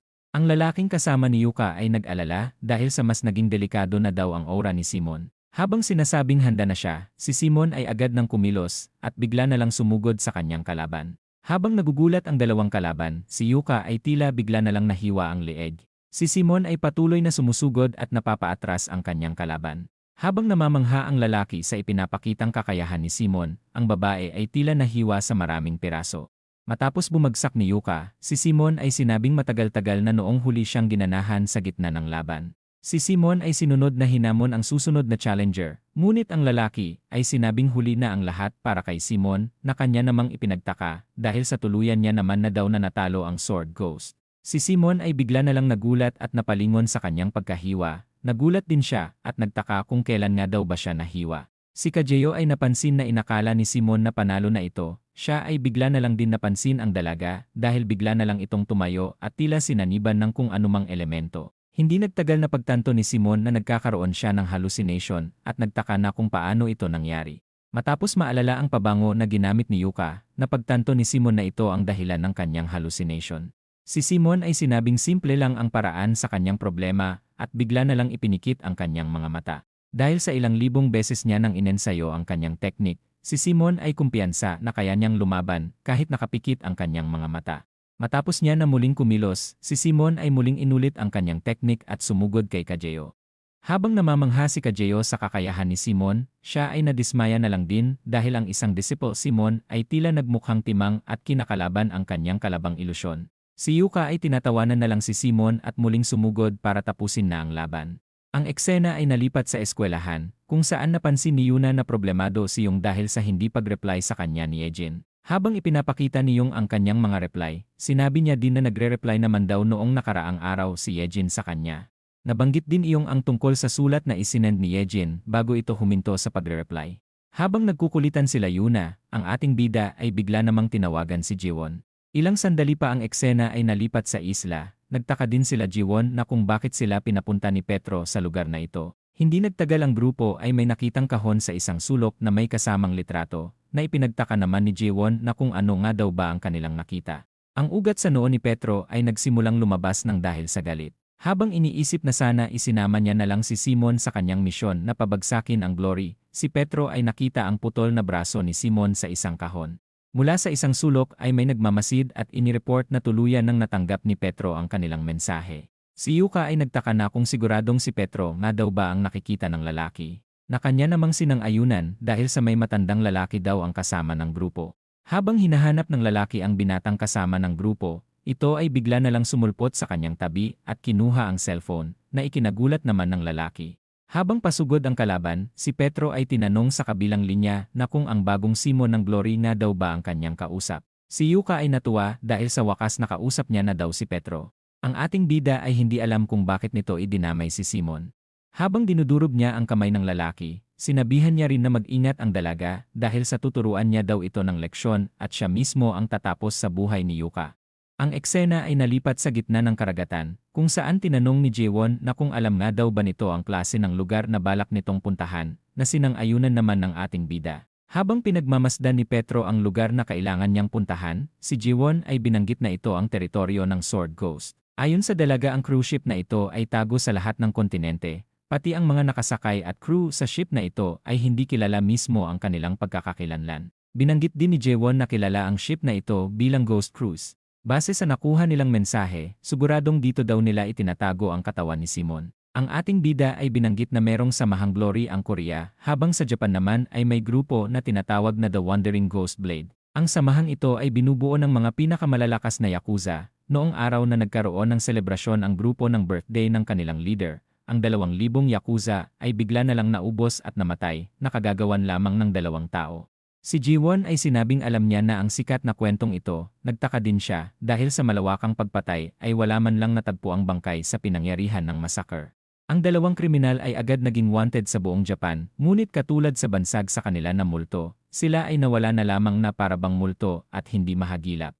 Makalipas ang ilang taon, ang 2 individual ay muling nagparamdam at tuluyan ng naging bagong disciple Simon ng Glory. Si Jaewon ay ipinaalala na isang magaling na killer ang bagong disciple Simon ng Glory na nagawang matalo ang nakaraang disciple Simon. Dahil nasa gitna sila ng dagat, nag-alala din ang dalaga na walang matatawagan na backup ang ating bida para matulungan siya. Si Petro ay sinabing wala siyang pakialam kung gaano pa karami ang kanyang kalaban, dahil sa ngayon kailangan niya daw na pagbayarin ang nandamay sa brother Simon. Mula sa isang sulok napansin ni Petro ang 2 magkapatid na nagrereklamo kung bakit sila lamang ang naglilinis ng sasakyan. Habang patuloy nagrereklamo ang 2 dahil sa gusto din daw nilang maging bodyguard, ang ating bida ay sinabi na malaki ang tsansa na mamatay ang 2 kapag sumama pa ang mga ito sa kanya. Sila yung ay nagmalaki at sinabing isang malaking karangalan para sa killer ang mamatay sa kalagitnaan ng misyon. Si Chairman Yun Chang ay tinanong si Petro na kung nagustuhan nga daw ba nito ang yate. Ang ating bida ay agad pinapasok si Yun Chang dahil sa lamig ng panahon, habang ang Dokgo Brothers naman ay kinukulit ang chairman na gusto din nilang maging bodyguard nito. Si Petro ay napansin na kinakabahan si Yun Chang, na kanya namang sinang-ayunan dahil sa lugar na kanilang pupuntahan ay isang delikadong lugar na kung saan maraming nangyayaring iligal na bagay. Binanggit din Yun Chang na hindi sila basta-basta makakapunta sa lugar ng walang imbitasyon. Dahil sa sakripisyong ginagawa ni Yun Chang, ang ating bida ay muling nagpasalamat sa chairman. Habang sinasabi na walang dapat ipag-alala ang binata, sila ay nakita na din naman ang ghost cruise na kailangan nilang mapuntahan. Si Petro ay nag-umpisang magseryoso habang napapaisip na kung anong klaseng tao nga daw ba ang bagong disciple Simon. Ilang sandali pa sa lugar, ang isang lalaki ay nagagalit sa isang tauhan at gustong makausap ang boss ng lugar. Si Yuka ay bigla na lang dumating habang naririnig ang pagmumura ng lalaki tungkol sa kanya. Si Yuka ay sinabing siya ang madam sa lugar na ito. Ang dalaga ay inalok ang lalaking mainitin ang ulo upang mag-usap sa kanyang kwarto, ngunit ito ay nanatiling galit sa mga nangyayari. Habang ipinagmamalaki ng lalaki ang kanyang katayuan sa lipunan, si Yuka ay nagsimula itong akitin na bigla namang napakilig sa lalaki. Ilang sandali pa, ito ay bigla na lang nakaramdam ng kakaiba sa kanyang katawan. Ang lalaki ay bigla na lang bumagsak at nahihirapang makahinga na ikinatutuwa namang makita ni Yuka. Ang dalaga ay inutusang itapon na ang lalaki sa dagat. Tinanong niya din si Kajeo tungkol kay Petro. Si Kajeo ay tinanong na kung sigurado nga daw ba ang dalaga na darating si Petro, na kumpiyansa niya namang sinang-ayunan. Habang sinasabing hindi na siya makapaghintay na makita ang ating bida, binanggit niya din na siguradong mag-enjoy siya na tapusin ito. Ang Dokgo Brothers ay nagulat sa kanilang nakita, dahil ang lugar ay may napakagandang club, at may napakagandang resort sa mismong ship. Habang pinagmamasdan nila ang mga mayayamang tao sa lugar, napagtanto din nila na siguradong sobrang yaman ng mga taong nandito. Matapos magkatinginan ng dalawa, sila ay bigla na lang nagsipag sa kanilang trabaho, na agad namang napansin ng isang VIP. Matapos mamangha ang VIP sa kanila, ito ay bigla na lang silang binigyan ng $1,000 na tip. Habang binibilang ang pera, sila ay bigla na lang nagulat dahil kumita agad sila ng 1,000,000 won sa ilang minuto pa lang na pagtatrabaho. Habang iniisip na yayaman na sila kaagad, si Petro ay napansin ang ginagawang kalokohan ng dalawa. Ilang sandali pa, si Yuka ay tinawag ang atensyon ng lahat ng tao sa lugar. Ayon sa kanya magkakaroon sila ng auksyon. Mula sa isang sulok, ang ating bida ay tuluyan ng nakita ang dalaga at napansin na mukhang ito na ang bagong disciple Simon ng Glory. Ang unang item na auksyon ay tinatawag na putarok. Ang dalaga ay ipinaliwanag na sa pamamagitan ng maliit na bagay na ito ay magagawa nitong makapatay ng 1,000,000 tao sa loob lamang ng 5 minuto. Ang mga tauhan sa paligid ay agad nakilala ang biochemical weapon na nanggaling sa Russia. Nagtaka din sila na kung paano ito napunta sa lugar na ito. Habang patuloy ipinapaliwanag ni Yuka na mas maganda pa ito sa nuclear bomb o anumang sandata ng militar, ang isang matanda na mula sa Russia ay nainis dahil sa sila Yuka daw pala ang nagnakaw ng kanilang imbensyon. Si Victor ay inutusan ang kanyang mga tauhan upang dalhin ang dalaga sa kanya. Si Kajeo ay pinipigilan ang dalawang lalaki, ngunit ito ay pinatabi lamang nila. Sila ay inalok si Yuka na sumama sa kanila. Ang dalaga ay napangiti lang at bigla na lang bumagsak ang dalawang lalaki sa kanyang harapan. Si Petro ay nagulat, ganon na din ang mga tauhan sa paligid dahil sa biglang pagbagsak ng dalawang lalaki nang walang ginagawa ang dalaga. Ang mga lalaki ay bigla na lang din natutunaw. Na agad namang napagtanto ni Petro na dahil ito sa kagagawa ni Kajeo. Si Yuka ay humingi ng pasensya sa mga VIP nang dahil sa mga nangyari at sinabing bukas na sila magpapatuloy sa auksyon sa putarok na magkakahalaga ng 200 milyon. Sinabi niya din na bukas ay mayroon pang isang espesyal na item na i-auction na ipinagtaka naman ng mga tao kung ano nga daw ba kaya ito. Ayon kay Yuka, mas maganda pa ang item na ito sa putarok na mas lalong ikinaintriga ng mga tao. Habang nagtataka ang ating bida kung nasaan si Simon, tinanong ni Kajeo na kung nakita nga daw ba ng dalaga si Petro. Si Yuka ay sinabing hindi pa, ngunit siguradong mamamatay daw si Simon bukas kung hindi darating ang matandang si Petro. Si Yunchang ay inalok si Petro para kumain sa restaurant na kanya namang sinang-ayunan. Pinaalala niya din sa ating bida na masyadong delikado si Yuka, kaya naman kailangan daw sumunod ng binata sa anumang ipapagawa nito. Habang patuloy niyang binabalaan ang binata, sila Yuka ay bigla na lang dumating at tinawag si Chairman Yunchang. Natuwa din siya dahil sa maraming beses niya itong inimbita noon ay ngayon lang ito pumunta sa kanyang lugar. Inalok ni Yuka ang chairman para kumain sa kanyang kwarto, ngunit si Yongchan ay tumanggi dahil sa balak niya daw na hindi kumain ngayong gabi. Ang dalaga ay pinayuhang mag-relax lang ang chairman.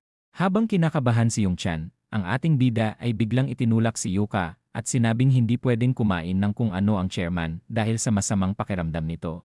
Ang binata ay sinabi siya na lang ang sasama sa dalaga kung gusto daw talaga nito ng makakasamang mag-dinner. Matapos magkatinginan ng dalawa, sila Petro ay nagsimula ng lumayo. Habang iniisip kung ano ang kanyang gagawin, si Yuka ay bigla na lang silang pinahinto. Ang dalaga ay nagsimulang maglagay ng pabango at sinabing kailangan niya daw talaga ng kadate. Habang sinasabi na gusto niyang masolo ng matagal ang ating bida, si Petro ay bigla na lang nagulat sa amoy ng pabango. Ang ating bida ay tila walang magawa, ngunit ang Dokko Brothers ay bigla na lang dumating at nag-alok ng tulong para linisin ang kahit na anong gusto ni Yuka.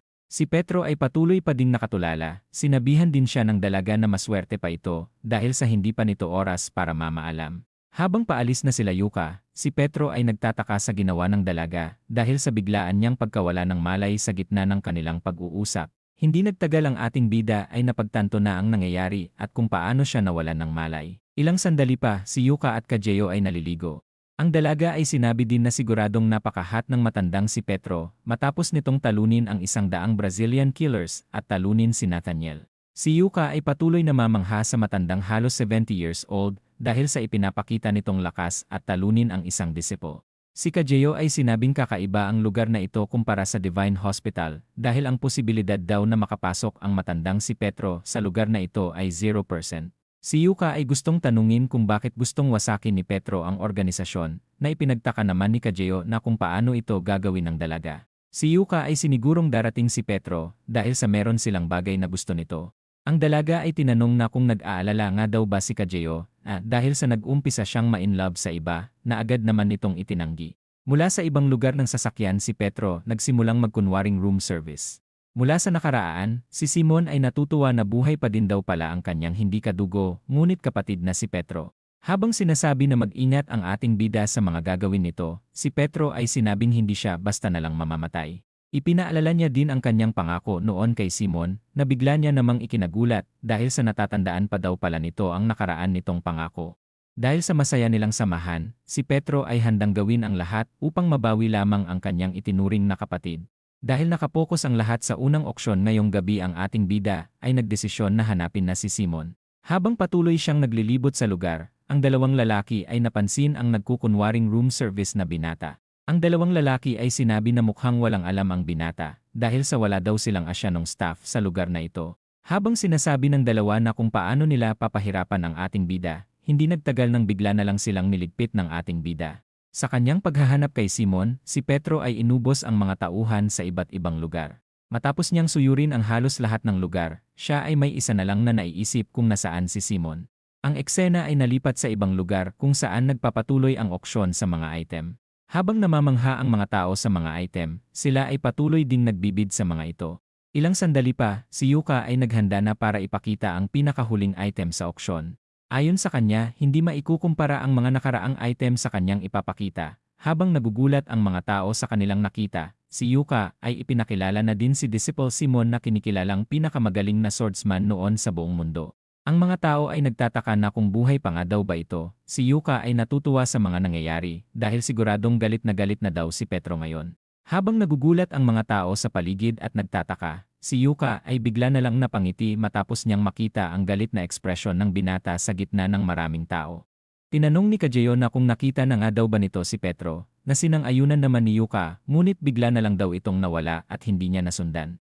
Ang dalaga ay siguradong kasama sa mga tao si Petro dahil sa naramdaman niyang murderous intent ng ating bida. Habang sinasabing hindi na mahalaga kung nasaan si Petro, ang dalaga ay napangiti na lamang at sinabing mag-uumpisa na sila sa pag-auksyon kay Simon. Si Yuka ay nag-umpisa sa $10 million na bid habang iniisip na tatapusin niya na lang si Simon kapag hindi pa nagpakita si Petro sa kanya. Ang ating bida ay sinisi ang kanyang sarili dahil sa kanya ay naging pain pa si Simon para sa kanya. Si Petro ay nagpipigil ng kanyang sarili dahil sa hindi siya pwedeng kumilos sa dami ng taong makakakita ng kanyang gagawing pagpuwersa na kunin si Simon. Habang nagtataka ang ating bida na kung ano nga daw ba ang kanyang gagawin, si Yuka ay nadismaya dahil sa wala man lang ang may gustong bumili kay Simon. Ang dalaga ay inasar pa si Simon dahil sa pag-abandona ni Petro sa kanya. Si Yuka ay muling tinanong na kung wala nga daw ba ang may gusto kay Simon. Si Petro ay patuloy nagpigil sa kanyang balak gawin, habang si Yuka naman ay sinabing papatayin niya na lang si Simon matapos niyang magbilang ng 5 segundo. Habang nagbibilang ang dalaga, may bigla na lang nag-alok ng 20 milyon para kay Simon at ito ay walang iba kundi si Yonchang. Si Yuka ay nagtaka na kung bakit nga daw ba gustong bilhin ng chairman ng DEHA ang isang katulad ni Simon. Napaisip din siya dahil sa mahalagang tauhan daw ito ng kanilang boss. Matapos maintindihan ni Yuka ang mga nangyayari, napansin ni Petro na kinakabahan si Yonchang matapos ng ginawa nito.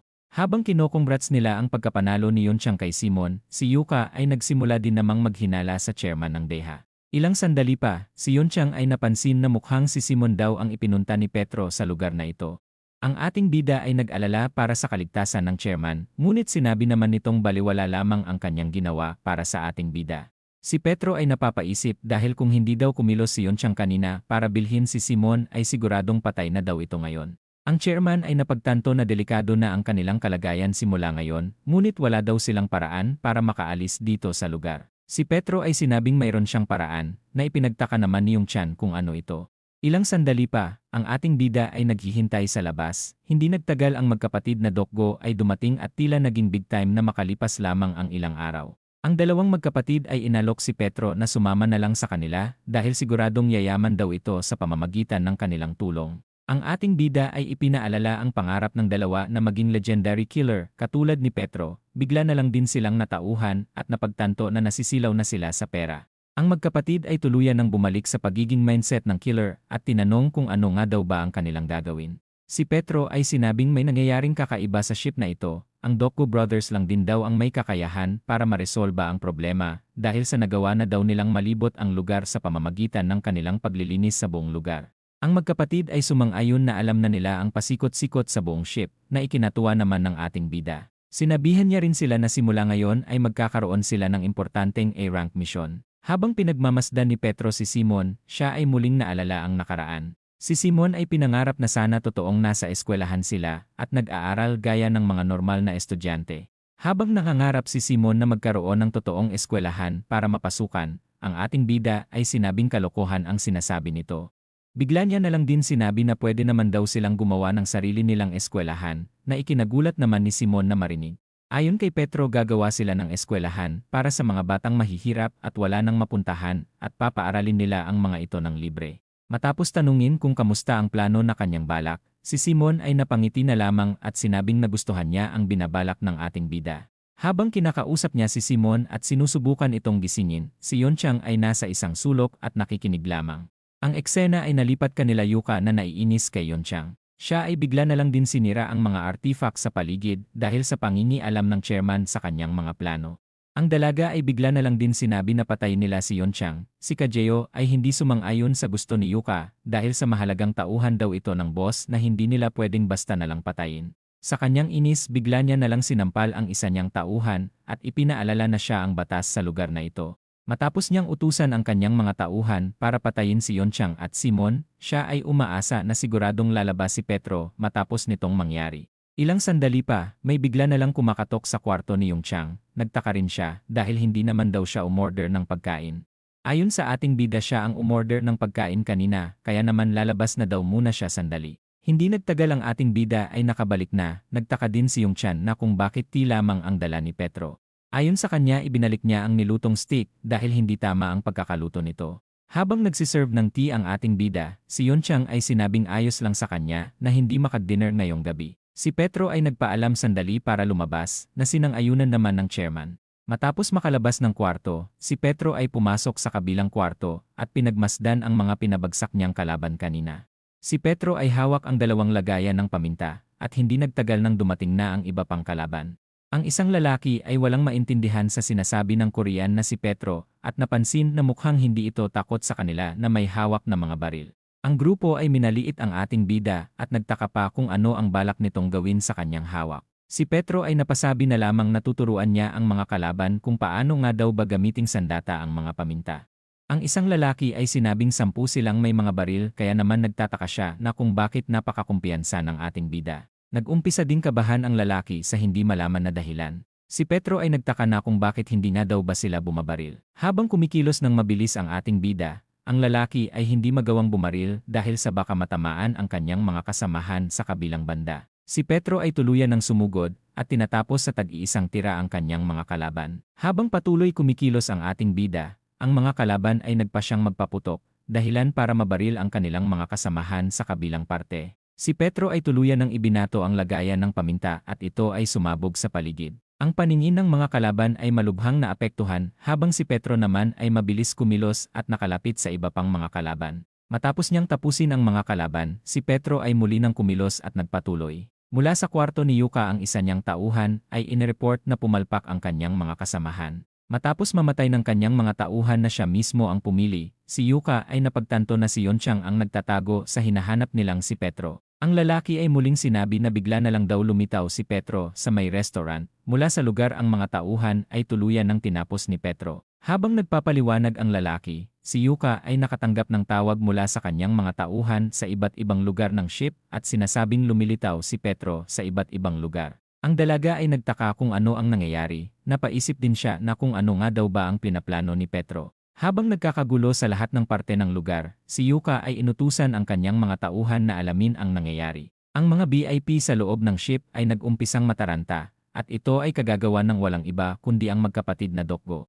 Ang eksena ay nalipat kanina, kung saan sinasabi ni Petro na nasa panganib ang buhay ng mga VIP, na ikinagulat naman ng magkapatid. Ayon sa ating bida, nagawa na ni Yuka patayin ang mga bodyguard ng isang VIP, at plano pang patayin ang lahat ng VIP sa ship. Ang magkapatid ay nainis matapos malaman na nasa panganib ang pinakamamahal nilang VIP dahil balak pa daw nila silang pagkakitaan malaking ng pera. Dahil sa mga nangyayari, si Petro ay inutusan ang dalawa upang isagawa ang kanyang plano. Ayon kay Petro, ipagpapatuloy lang ng dalawa ang kanilang paglilinis habang nagkakalat ng tsismis. Ilang sandali pa, ang Doku Brothers ay nagsimulang magbulungan at sinasadyang iparinig ang tungkol sa balak ni Yuka na pagpatay sa mga VIP. Dahil sa delikado ng kanilang mga pinag-uusapan, ang dalawang VIP sa isang sulok ay nag-umpisang kabahan. Mula sa kasalukuyan, si Petro ay naglabas ng pistol at nag-umpisang bumaril sa ere na agad namang narinig ng mga tao sa paligid. Ang mga ito ay agad tumakbo at napagtanto na tama ang tsismis na kumakalat na balak silang patayin ng boss ng ship.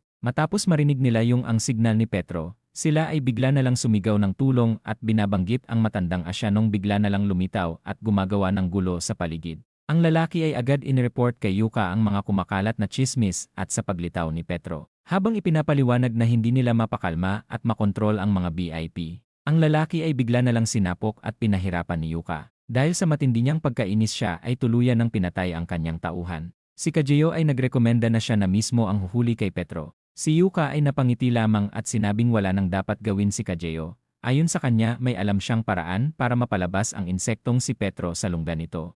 Habang sinasabi na siya na ang bahala sa lahat, si Yuka ay biglang binasag ang lagayan ng putarok at sinabing balak niya itong gamitin. Dahil sa bagay na ito, siguradong mamamatay na daw ang mga tao sa ship na ito. Ilang sandali pa, ang usok sa iba't ibang lugar ay nagsimulang kumalat. Dahil sa mga nangyayari sa paligid, si Petro ay nagulat at napagtantong ginamit ni Yuka ang putarok. Ang ating bida ay nagsimulang lumayo sa kakaibang usok, dahil ilang minuto lang daw ay pwede siyang mamatay kapag nalanghap niya ang usok na ito. Habang iniisip na kung paano niya ililigtas ang mga sibilyan at kanyang mga kasamahan, ang ating bida ay napangiti lamang dahil sa normal na daw sa kanya ang mga ganitong klaseng eksena na lagi niyang nalalampasan.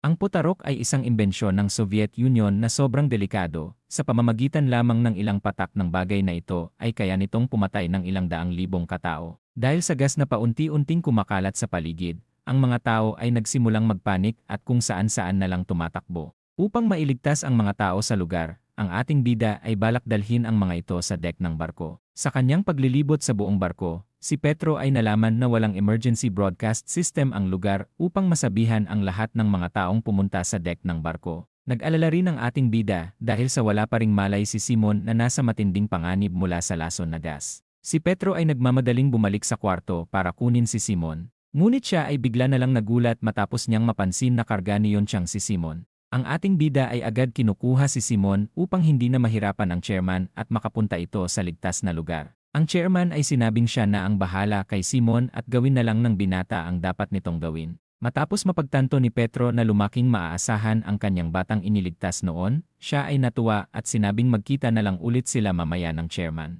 Si Yongchan ay nagtaka sa ginagawa ng ating bida dahil sa biglaan nitong pagpunta sa direksyon kung saan nanggagaling ang lason na usok. Habang iniisip na kung paano niya pipigilan ang binata, siya ay may pakiramdam din na mukhang may gagawin itong imposibleng aayos ng kanilang problema gaya ng kanyang bayani na si Petro. Ang mga tauhan ni Yuka ay nadadamay sa panlalason na kanyang ginawa, nagdiwang na din siya kaagad at inaasahan na siguradong patay na ang lahat ng nasa barko. Ang lugar ay bigla na lang nayanig at umaangat ang kabilang parte, na ipinagtaka naman ng dalaga na kung anong nangyayari sa kanyang sasakyan. Makalipas ang 5 minuto, ang ating bida ay nagawang makapunta sa control room at binuksan ang isang tangke ng tubig sa gitna ng barko na nagbabalanse sa barko. Matapos niyang pakawalan ng tubig sa isang tangke, ang sasakyan ay tuluyan ng nawala sa balanse at umangat sa kabilang banda. Dahil sa nangyaring pag-angat ng barko, ang mga tao ay wala nang magagawa pa kundi ang pumunta sa deck ng sasakyan para iligtas ang kanilang buhay. Dahil sa pag-angat ng sasakyan, ang usok ay tuluyan na ding hihina at hindi aabot sa mataas na parte ng lugar. Matapos masolusyonan ang pagligtas sa mga tao, si Petro ay iniisip na kailangan niya na lang matalo ang Sword Ghost.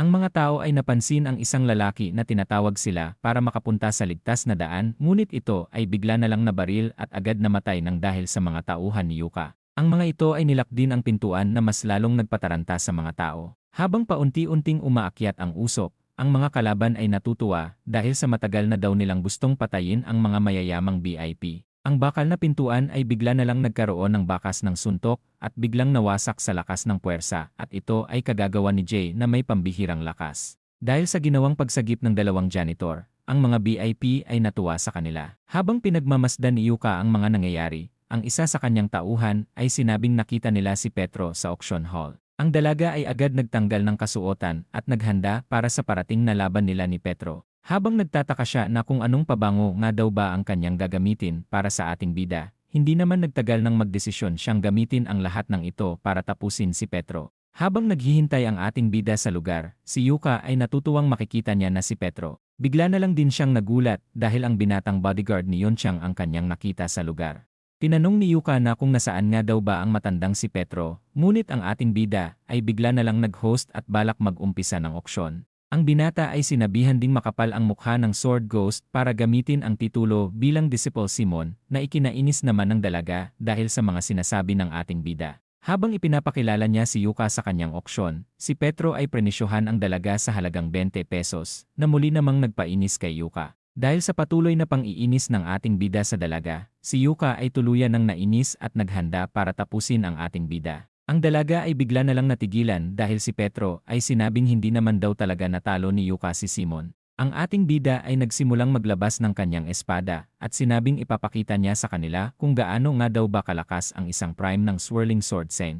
Si Yuka ay sinabing puro kalokohan lang ang sinasabi ng ating bida na sinang-ayunan naman ni Kajeo dahil imposibleng magaya daw ng isang binata ang katulad ni Simon. Nagtaka din si Kajeo dahil sa gayang-gaya ni Petro ang porma ni Simon. Matapos mapagtanto na delikado ang ating bida, si Kajeo ay sinabing siya na ang bahala tumapos sa kanilang kalaban sa pagkakataong ito. Si Yuka ay nainis lamang at sinabihang bitawan siya ni Kajeo. Ang lalaki ay wala nang nagawa dahil sa mga tingin ni Yuka sa kanya. Ayon kay Kajeo ganito din daw ang itsura noon ni Yuka bago nito tinapos mag-isa ang 2,000 tao. Ang eksena ay nalipat sa nakaraan, kung saan ang isang leader ng Yakuza ay minaliit ang kakayahan ng miyembro ng Wandering Sword Blade dahil sa sandata nitong espada na wala daw magagawa. Ang lalaki ay binanggit din na mas mabilis ang bala kesa sa espada ng dalaga. Ang lalaki ay namukhaan si Yuka dahil kamukha daw nito ang nanay nitong hinalay niya noon bago niya tapusin na bigla namang nagpainis sa dalaga. Habang ipinapaliwanag kung bakit siya binansagang Sword Ghost, ang leader ng Yakuza ay natawa na lamang sa sinasabing kalokohan ng dalaga. Matapos niyang maghanda para bumaril, ang dalawa ay bigla na lang naglaho. Bago pa malaman ng leader ang mga nangyayari, ang kanyang ulo ay tuluyan ng nahiwalay sa kanyang katawan na kagagawan ni Yuka. Matapos ubusin ang 2,000 tauhan, ang eksena ay nalipat sa kasalukuyan at tinanong kung paano nga daw ba gustong mamatay ni Petro. Ang ating bida ay nagtaka na kung bakit tinatanggal ni Yuka ang sapatos nito. Iniisip niya din na kung bilis nga daw ba sa pagkilos ang nakatagong panlaban ng dalaga. Si Yuka ay sinabing huwag nang mag-isip ng kung ano-ano ang binata dahil hindi magtatagal ay mamamatay na daw ito sa kanyang espada. Habang nagpapaliwanag ang dalaga tungkol sa kanyang kakayahan, siya ay bigla na lang naglaho. Si Petro ay nagulat sa bilis ni Yuka, ngunit nagawa pa din naman nitong mapigilan ang atake ng dalaga. Ang ating bida ay napansin ang kakaibang lakas ng puwersa ni Yuka sa atake nito. Si Yuka ay patuloy kumikilos ng mabilis ngunit si Petro ay patuloy napipigilan ang mga atake. Si Petro ay nagsimulang magbato ng mga bote ng alak sa paligid upang mabawasan ang mga gagalawang lugar ng kanyang kalaban. Habang kumikilos si Yuka, ang ating bida ay napansin ang kakaibang bagay sa paa nito na may mga matatalas na tusok. Napagtanto din ni Petro na kung bakit hindi nadudulas ang kanyang kalaban kahit na nakabenda lamang ang paa nito. Habang tinatanggap ng ating bida ang mga malalakas na atake, si Kajeo ay natanggal ang kaba matapos mapansin na nahihirapang makasabay ang binata sa kanyang master. Habang tumatagal ang laban ng dalawa, si Kajeo ay napansin ang kakaibang ekspresyon ng binata dahil hindi daw ito ang ekspresyon ng taong matatalo sa laban. Si Yuka ay nagtaka na kung kailan nga daw ba ipapakita ni Petro ang sinasabi nito kaninang papakitaan sila ng skill ng isang Swirling Sword Saint.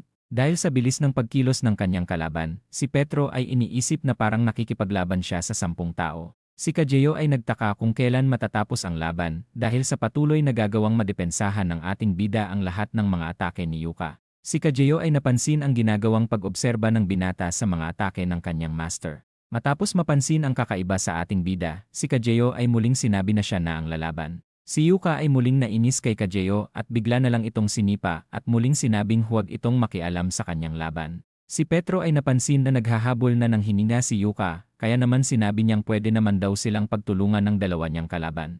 Sinabi niya rin na mabilis ang mga pagkilos ng dalaga, ngunit kumpara sa prime na Sword Saint ay wala itong binatbat. Si Yuka ay muling nainis sa mga sinasabi ng ating bida, kaya naman muli itong umatake ng napakabilis. Habang nag-aalala si Kajeo para kay Yuka, ang ating bida ay bigla na lang naghanda at pinakawalan ang kagaya ng teknik ni Simon. Matapos magkapalitan ng dalawa ng kanilang mga atake, si Petro ay pinuri ang bilis ni Yuka. Ayon sa ating bida may malaking kahinaan ang teknik ng dalaga dahil kailangan pa nitong tumalon mula sa sahig para maging mas mabilis. Dahil sa diskarteng ito ni Yuka ang ating bida ay madali na lang nababasa ang mga atake ng dalaga at madaling nadedepensahan.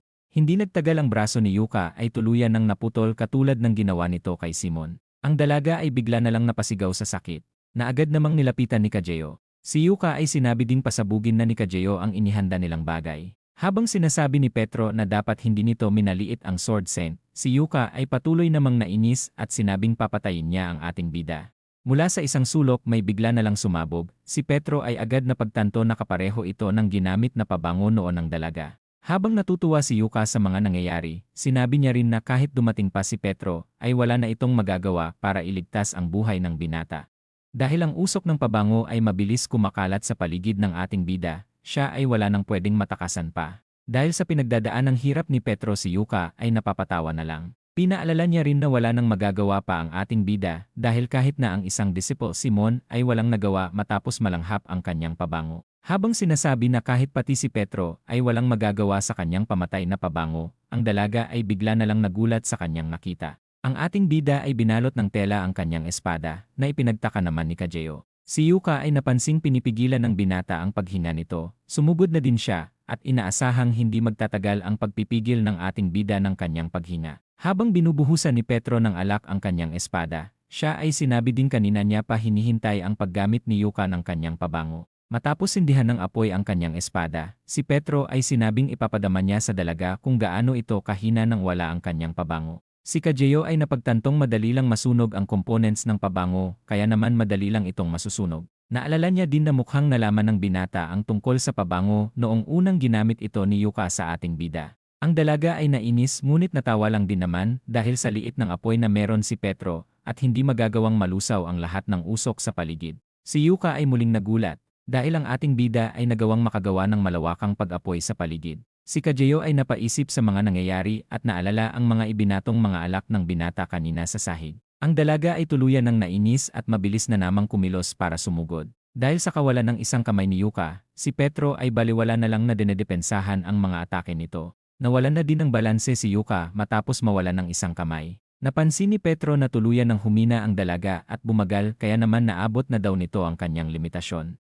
Ang ating bida ay nagulat sa sumunod na nangyari dahil si Kajeo ay bigla na lang pinabagsak si Yuka. Ayon kay Petro maganda daw ang ginawa ni Kajeo dahil sa pagtaas ng blood pressure ni Yuka ay siguradong mas mabilis daw sana itong mawawalan ng dugo. Tinanong ni Petro na kung si Kajeo na nga daw ba ang susunod na lalaban, ngunit ang lalaki ay sinabi lamang na malaking pagkakamali ang ginawa ng ating bida. Si Kajeo ay bigla na lang tumakbo na ipinagtaka naman ni Petro. Ang eksena ay nalipat sa nakaraan kung saan sinabi ni Kajeo na aalis na sila sa Glory matapos ang misyon nila kay Petro. Tinanong ng boss kung saan balak pumunta ng dalawa, ngunit si Kajeo ay hindi nagsasalita na ikinatuwa na lang naman ng boss. Matapos ang misyon ng ating bida, siya ay hindi pa rin mapakali dahil sa hindi niya inaasahang kasangkot din ang organisasyon ng Wandering Sword Blade sa gulong ito. Si Jiwon ay napansin ang pagkakakilanlan ni Yuka sa internet at nalamang naging leader ito ng Wandering Sword Blade sa batang edad. Namangha si Jiwon sa mga nagawa ni Yuka, ngunit nagtataka siya na kung paano nga daw ba ito naging isang disciple. Ayon kay Jiwon nakukulangan siya sa mga nakamit ni Yuka dahil kumpara sa mga totoong disciple ay hindi daw pwedeng ikumpara ang dalaga sa kanila. Matapos pagkumparahin ni Jiwon ang mga stats ni Yuka at ni Simon, siya ay mas naging kumbinsidong kulang ang abilidad nito para maging disciple. Dahil sa pagkuha ng bagong boss ng bagong disciple na mas mahina pa sa nakaraang disciple ang dalaga, ay may nararamdamang kakaiba na kung bakit nga daw bang kinilalang disciple Simon si Yuka. Mula sa kasalukuyan, si Petro ay napagtanto na ang mga nangyayari matapos bumalik ni Kajeo para sa ating bida. Si Petro ay napagtantong si Kajeo daw talaga ang totoong bagong disciple Simon. Si Kajeo ay napasabi na lang na ang maraming nalalaman ay madaling namamatay na ikinatuwa na lang naman ng ating bida.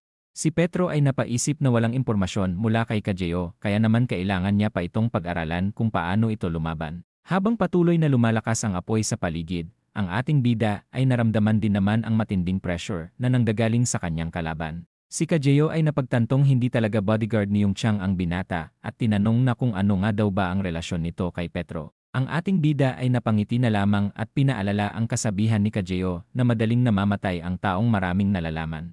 Habang nagkakapalitan ng mga atake ang dalawa, sila ay bigla na lang napaatras sa isa't isa. Ang ating bida ay hindi mabasa ang mga pagkilos ni Kajeo. Napaisip din siya dahil hindi niya pa nakita noon ang mga ginagawa nitong estilo ng pakikipaglaban. Si Petro ay napapaisip na kung may nakatagong sandata nga daw ba ang kanyang kalaban. Napansin niya rin na napakaraming openings sa stance ni Kajeo. Dahil sa mga ipinapakita ni Kajeo sa kanilang laban, si Petro ay napaisip na para bang hindi ito natuto sa paraan ng pakikipaglaban at tanging instinct lang ang sinusunod ng katawan nito. Ang ating bida ay napagtantong isang henyo sa pakikipaglaban si Kajeo kahit sa kabila ng kakulangan nito ng pagsasanay. Si Petro ay ibinato ang mga keycard na kanyang hawak at sinubukang alamin kung ano pa nga daw ba ang espesyal sa kakayahan ng kanyang kalaban. Habang naiiwasan ni Kajeo ang mga ataking ginagawa ni Petro, ang ating bida ay nakasiguro na sa kanyang mga hinala. Ang dalawa ay muling napaatras sa isa't isa. Napagtanto ni Kajeo na malakas ang ating bida, ngunit hindi na daw nito kailangan pang gamitin ang kanyang secret weapon. Si Petro ay tuluyan ng sinabi ang kanyang hinala na hindi daw talaga natuto ng pakikipaglaban si Kajeo, na kanya namang ikinagulat at napaisip na kung paano ito nalaman ng ating bida. Nagtaka din si Petro dahil sa kabila ng magaling na talento ni Kajeo, ay bakit nga daw ba ito nagtatago sa likod ng dalaga na pinipigilan ang kanyang potensyal. Ang eksena ay nalipat sa nakaraan kung saan nandito ang nakaraang leader ng Wandering Ghost Blade na si Yusuke.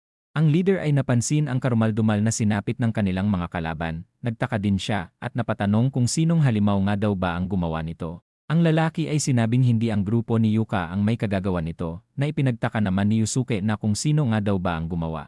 Ayon sa lalaki, mahirap ang misyon na ito para sa grupo ni Yuka, kaya naman si Kajeo daw ang kanilang ipinadala para tapusin ang misyon. Ilang sandali pa, ang leader ay napagtantong napakatalentado ni Kajeo. Sa lahat ng kanyang mga kakilala na kasing edad ni Kajeo, ito lamang ang pinakamahusay at talentado sa pagpatay. Ang isang lalaki ay nirekomendang patayin na lang nila si Kajeo bago pa dumating ang panahon na hindi na nila ito makontrol sa hinaharap. Ang leader ay binanggit ang tungkol sa pulgas na may kakayahang makatalon ng 200 times sa size nito, ngunit makalipas lamang ang 3 araw na pagkulong sa mga ito sa garapon, hindi na daw nito magagawa pang makatalon ng mas mataas pa sa taas ng garapon. Habang sinasabi ng leader na matagal niya nang ginawang pulgas si Kajeo at tuluyan nang naglagay noon ng limitasyon sa kanya, si Kajeo ay nakikinig lamang sa isang sulok habang naririnig na ang tinutukoy nilang limitasyon ay ang pagbabantay nito sa kanyang master na si Yuka. Mula sa kasalukuyan, ang ating bida ay sinabi na walang magagawa si Kajeo kapag hindi nito kasama ang kanyang master. Si Kajeo ay tuluyan nang nairita sa kakadaldal ni Petro, kaya naman muli na naman itong umatake. Habang nagpapatuloy ang kanilang laban, si Petro ay napagtantong hindi na kailangang matuto ni Kajeo ng pakikipaglaban dahil sa matinding animal instinct nito sa gitna ng laban. Ang ating bida ay napapaisip na may itinatago pang sekreto ang kanyang kalaban, habang si Kajeo naman ay may napansin sa mga paulit-ulit na atake ng ating bida na laging puntirya ang kanyang hita. Dahil sa bilis ng kanyang mga hita, si Kajeo ay napagtantong gusto itong pabagalin ng binata. Si Kajeo ay balak gamitin ang plano ni Petro at magkunwaring nahuli sa kanyang bitag upang mapababa ang depensa nito. Matapos umatake ng ating bida, si Kajeo ay bigla na lang umatake gamit ang kanyang tuhod. Si Petro ay bigla na lang nawala sa paningin ng kanyang kalaban at nagawa itong mapuluputan ng kadena. Si Kajeo ay tuluyan ng nasasakal, nagtaka din siya na kung paano nga daw ba ito nagawa ni Petro. Si Kajeo ay napagtanto na nagawa siyang mapakagat sa kanina pang plano ng ating bida. Dahil sa ngayon palang lumaban si Kajeo ng kalaban na kaya siyang tapatan, hindi daw gagana ang mga animal instinct nito kay Petro. Ang ating bida ay sinabing huwag nang pumiglas pa si Kajeo, dahil sa hindi na daw ito makakawala pa sa kapal ng mga kadena na bumabalot sa leeg nito. Si Kajeo ay sinabing hindi pa siya tapos at bigla na lang inilabas ang patalim ni Wolverine. Habang sinasabi ng ating bida na hindi kayang putulin ni Kajeo ang kadena gamit ang sandata nito, si Petro ay bigla na lang nagulat dahil sa nagawa ni Kajeo na mahiwa ang kadenang pumulupot sa kanya. Ang ating bida ay muling naalala ang ginawa kanina ni Kajeo kung saan nagawang matunaw ang mukha ng mga lalaki. Dahil sa hindi niya malaman na diskarte ni Kajeo, ang ating bida ay kinakailangang mas mag-ingat pa sa puntong ito. Matapos ilabas ni Kajeo ang kanyang sandata, siya ay kumpiyansa ng matatalo niya si Petro. Matapos ang kanyang pagtangka na tapusin ang ating bida sa paghawak nito sa kanyang mukha, si Kajeo ay nagtaka sa nangyari. Si Petro ay nagawang mapigilan ang kamay ni Kajeo na kanya namang ipinagtaka na kung bakit hindi na lang umiwas ang ating bida. Si Kajeo ay napagtantong sinadyang saluhin ng binata ang kanyang kamay upang mapagmasdan ito. Si Kajeo ay muling umatake at hindi na bahala kahit malaman pa ni Petro ang kanyang sekreto. Matapos makalayo ng ating bida sa kanyang kalaban, napagtanto niyang hiniwa ni Kajeo ang kanyang palad. Siya ay napagtantong may kakaiba sa dugo ni Kajeo, at tinanong na kung ano nga daw ba ang meron sa dugo nito na may kakayahang lumusaw ng laman at bakal. Si Kajeo ay sinabing hindi malalaman ng ating bida ang kanyang sekreto hanggat hindi siya nito natatalo. Siya ay muling sumugod sa ating bida. Matapos niya itong matrap sa isang sulok, ang mga nahihiwa ng sandata ni Kajeo ay bigla na lang nalulusaw. Si Petro ay nag-umpisang mairita sa mga ginagawa ng kanyang kalaban dahil sa hindi siya makapalagpabalik. Habang umiiwas ang ating bida, siya ay muling nagawang mahuli ang kamay ni Kajeo. Si Petro ay tuluyan na ding naalala ang katulad ni Kajeo. Inakala niya din na tuluyan ng naubos ang lahi ng Toxic Leopard Palm Clan noon. Si Kajeo ay muling nagulat at nagtaka na kung paano nalaman ng binata ang tungkol sa kanya. Si Petro ay patuloy nagtaka na kung bakit may natitirang buhay pa sa clan ni Kajeo. Mula sa nakaraan, ang clan ni Kajeo ay inubos ng Wandering Sword Blade. Ang leader ay sinabing kailangan na nilang umalis, ngunit ang isang lalaki ay may napansin na may nakasurvive na sanggol na nakababad sa mga lason. Matapos magdesisyon na alagaan ang sanggol at palakihin ito sa kanilang clan. Ang eksena ay nalipat sa mga sumunod na taon kung saan si Kajeo ay nagawang matalo ang mga kapwa niya kamag-aral. Ang isang bata ay ininda ang nalulusaw niyang binti, kinabahan din ang batang Kajeo dahil sa wala naman daw siyang ginagawang kakaiba. Ang leader ay napansin na tuluyan ng nagising ang abilidad ni Kajeo, umaasa din siyang mas magiging malakas pa si Kajeo sa hinaharap dahil sa pagiging henyo nito sa pakikipaglaban. Matapos limitahan ng leader ang kakayahan ni Kajeo, ito ay pinatigil sa pagsasanay habang ang mga kasabayan niya naman ay nagpatuloy sa pagsasanay. Dahil sa kanyang pagiging iba, siya ay nakaranas ng pambubuli sa lahat. Mula sa kagubatan, si Kajeo ay walang magawa kundi ang sumuntok na lang sa mga puno upang ibuhos ang kanyang pagkadismaya sa kanyang kapalaran. Dahil sa lakas ng kanyang mga ginagawang suntok, siya ay bigla na lang napatumba ang isang puno ng nara. Mula sa isang sulok napansin niya ang nahulog na sanggol na ibon. Si Kajeo ay umakyat sa puno upang ibalik ito sa pugad, ngunit hindi nagtagal nang mapansin niyang bigla na lang nalusaw ang ibon na kanyang hawak.